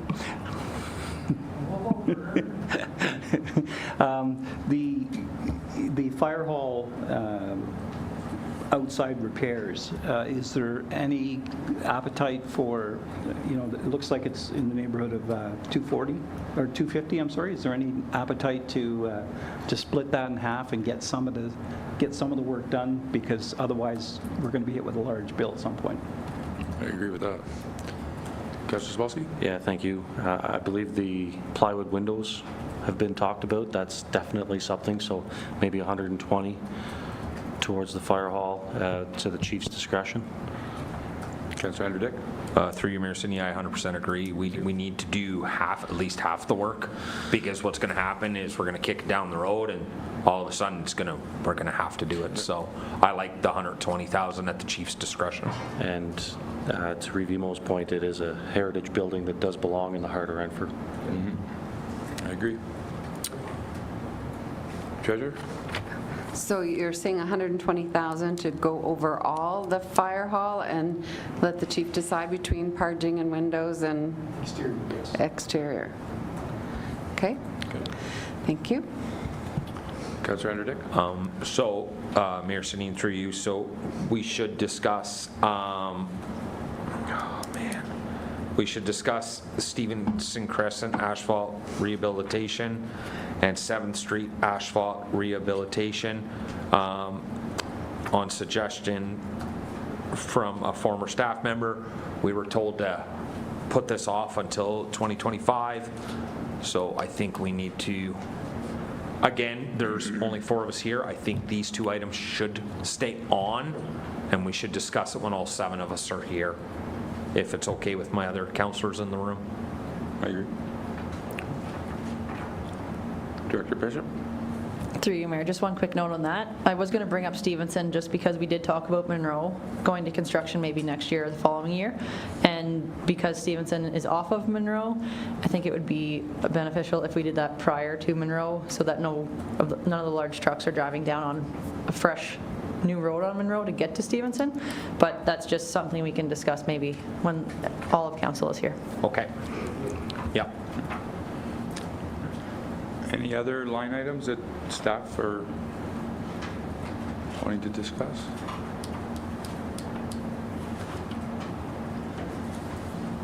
None? So, that being said, everything else comes off. Just run through the items. I have fencing and plots at New Community Gardens. Delete. The Veterans Memorial Boulevard trees. Delete. We're bringing back large format, 120,000 for the fire hall exterior. The repointing, that includes the repointing, sorry. The training center. Delete. Fire hall apparatus, bay interior paint, delete. Step, Mayor Sidney. If I may, I know we said the 120,000 for the exterior, but would it be okay to throw the fire hall apparatus, bay interior paint in case Chief Guest felt that was more of a priority than the windows? The windows are a priority. Okay, never mind, delete then. I'm just trying to give him more options. Just we. Okay, fair enough. Delete. Okay, Thank delete. you. Hall Avenue Part 1, designed in 2024. Not sure what the next couple are. Do we just delete those? Okay. All 4 of those. Stevenson Crescent, you said you're going to bring up again. Library accessible shelving, delete. Bringing back the anchors, Knights of Columbus Park cycling, park signage, One Innovation Gym, library renovation, backyard tree planting, bunker gear replacement. Is that a delete, or we did kind of talk about it earlier at the same time as the hose replacement? I have a question on that, actually. If you don't get the bunker replacement, how much is that going to impact next year when you have to do more? Thank you, and through you, Mr. Mayor. So in conversations with the treasurer, both the bunker gear and the fire hose could potentially be added into annual operating costs. I think that was the idea behind it. So for bunker gear specifically, we weren't looking for bunker gear this year, but next year we'd be looking for 10 sets. So there would be the option of adding both these items into operating and purchase them in smaller bite sizes as opposed to 10 sets at once, if council so chooses. So would it be better to do 5 this year and 5 next year?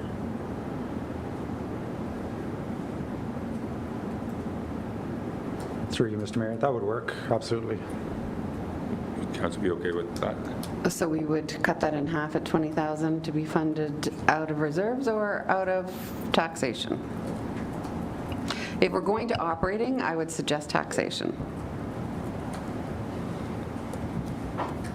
Council? Reeve? That makes sense. Okay. Review? I might. To me, it's, and please don't take this as a slight, but it's the same as buying computers. You know, every year you're buying 5 computers or 4 computers because that's part of people's job. Well, bunker gear should be, as the treasurer noted, funded out of operating because it's part of the shop. So, thanks. Okay, then we go down to the eaves trough downspout fascia boards. Cut. Fire hall barrier-free entrance, cut. 7th Street asphalt rehabilitation. That's a continuation, is it not? No? Yes.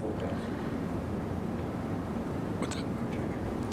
Director Bishop? Through you, Mayor. So 7th Street was designed, it was a design and construction project last year and pushed off as well as Stevenson, and it's tender ready.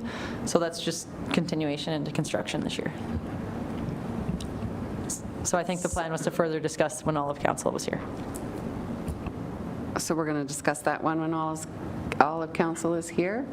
Okay, I'll change the color on that one. The chipper and the oil drain unit to be deleted. Okay. And I think you were going to talk about Stevenson now or when all of council? All of council. All of council. Perfect. I'm going to need a motion to extend our meeting because we're over our time limit. So, Councillor Sabowski, second by Councillor Anderdick. All in favor? Carried. Okay, we're extended. Carry on.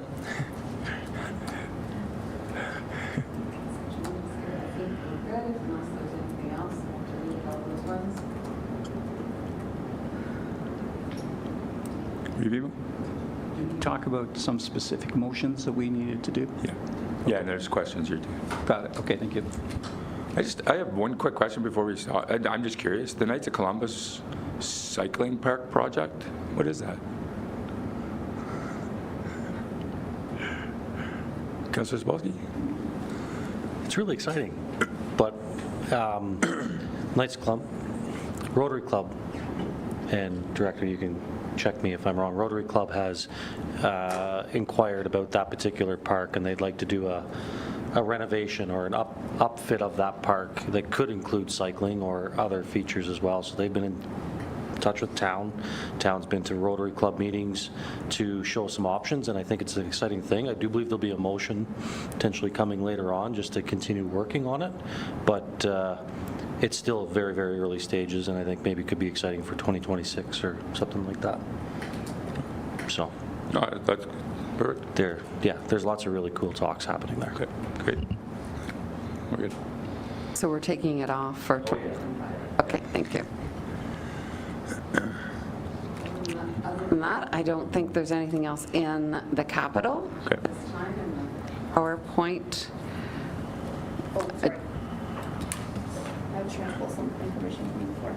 Just with regards to the levy increase, and again, I would have to review, well, let's just see what the taxes are at now.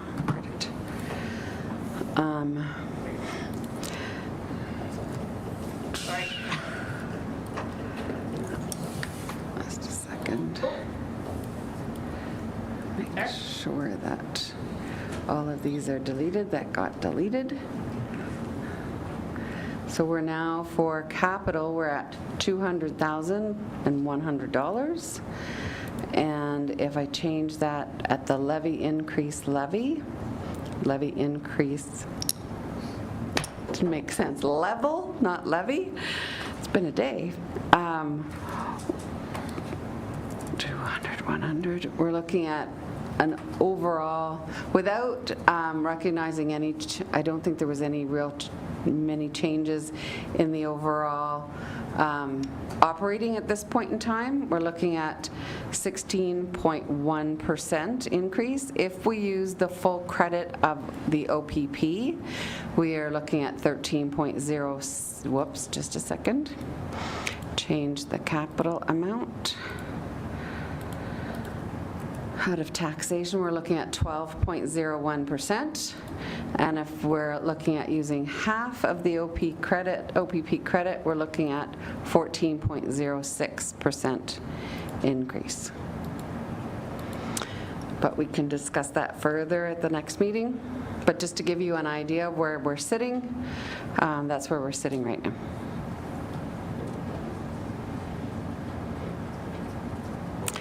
And to be honest, and I know it's not where council wanted to go at 8%, but with the change in the borrowing and knowing that that's going to have quite a larger impact than the overall 8%, to come in using the OPP credit, which isn't a great recommendation, but to come in at 12 or to come in at 14 is a lot less than we expected. There has been a lot cut.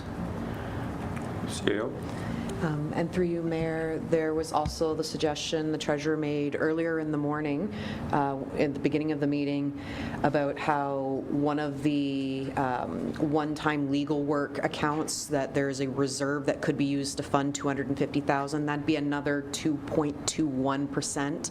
That if council directs her to include that, the next version could include that, which won't be in these numbers as well.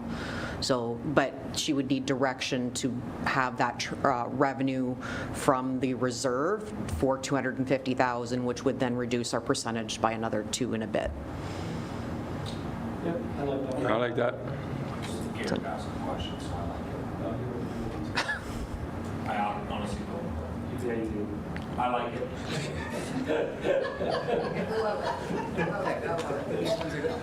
And then as well, just a note with regards to the distribution of the Argyle Lock Hill Rehabilitation Project, when we just fund the debenture payments for the taxation portion of it, we're also less 1.47%.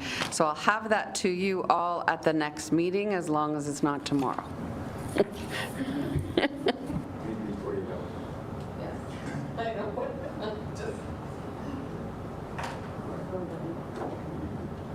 So I think we're good. We just have the motions. Okay. Through you, Mayor. Okay, so bear with me. I think I captured the motions that we're looking for. So the first motion was the OPP part. Is that correct? That Renfrew Town Council approved setting aside up to 50% of the OPP overbilling credit of $462,520 to reduce the increase to levy in 2026, or was the decision to? Can we discuss that? Because that motion was made, well, Clint, right at the very beginning. I said we wanted to discuss it later because I wasn't in favor of it. Through you, Mayor. Sorry, if that was not one of the four, that can be postponed until the next budget discussion. Okay. Yep. Okay, so I'm removing that one? Yeah. So I may be confused on what four we're talking about. Okay, so I'll go to the next.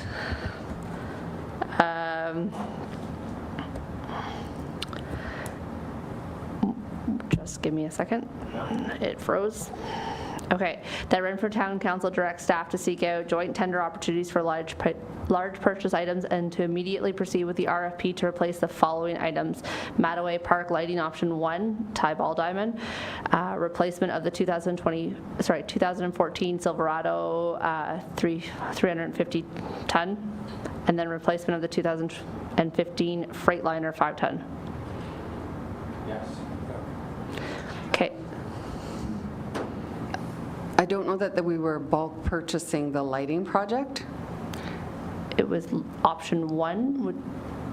No. Yes, it's option 1, but I don't know if your motion said It's bulk four purchase. things. There's Yes. the bulk pricing Yes. and to proceed with these two The things. lighting. So those Okay. weren't necessarily bulk, it was just one motion. Okay, because you said with the following 4 items or whatever. Okay. Sorry, through you, Mayor. Yes, that originally when I wrote the motion, it was just for the 2 trucks, so I can reword that. I was trying to incorporate both, but the Renfrew Town Council directs staff to seek out joint tender opportunities for large purchase items or possible vehicle, or I can just take that part out, and that Renfrew Town Council directs staff to immediately proceed with RFP to replace the following items, and then those 3 items. Okay. Okay, so I'm going to read that one more time just to confirm. So through you, Mayor, that Renfrew Town Council directs staff to immediately proceed with an RFP to replace the following items: Mattaway Park lighting option 1, tie ball diamond, replacement of the 2014 Silverado, and replacement of the 2015 Freightliner.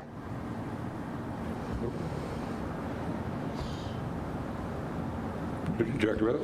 Instead of RFP, can we use the word procurement so it gives us the flexibility to do what is permitted under the procurement policy as opposed to specifying RFP, please? Thank you.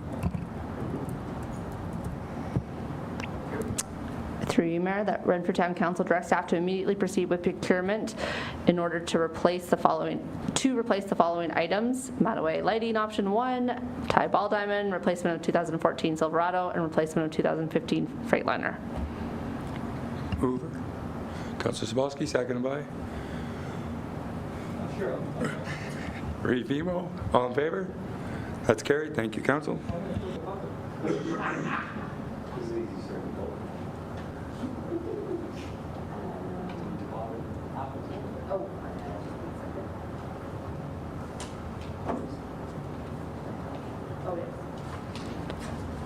Through you, Mayor Cindy. The next one being that Renfrew Town Council directs staff to remove capital item accessible ramp at Town Hall and return any grant, and staff be directed to return any grant funding previously received by the province. Mover. Councillor Andrew Dick, second by Reeve-Emo, all in favor? That's carried. Thank you. Sorry, who was that?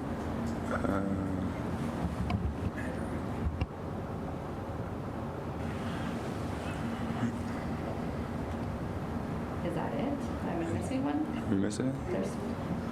Technically, you have a vote on the table. No, I know. And then we have to close the loop on, if that's it for the end. That's it. Okay. So then you just have to go back, do you want me to go back to the original? Yeah. Okay, so to go back just to close the loop on where we started a few hours ago, I'm going to reread the motion just so everybody knows what they're actually voting on. That Renfrew Town Council receive the second draft budget presentation as information, and further that Council consider the proposed changes and staff justifications presented in response to Council's recommendations made following the first draft budget for approval. We had a mover, which was McWhorter. So I'm going to need a new wover because Councillor McWhorter is no longer here, and it was seconded by Councillor Sabalski. So would it be okay, Councillor Sabalski, if you move to the mover since you were originally here, and then I get it seconded by, okay, and then you can call your vote.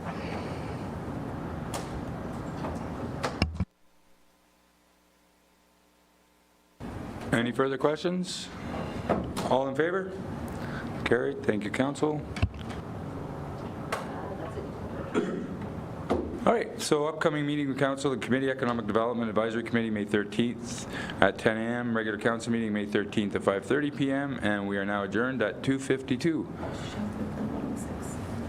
Oh, I won't on the 6th.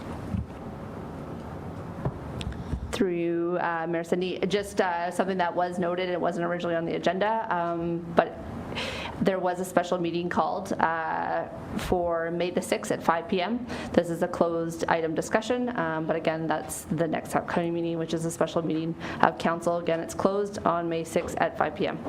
Thank you. Now we are adjourned at 2:53.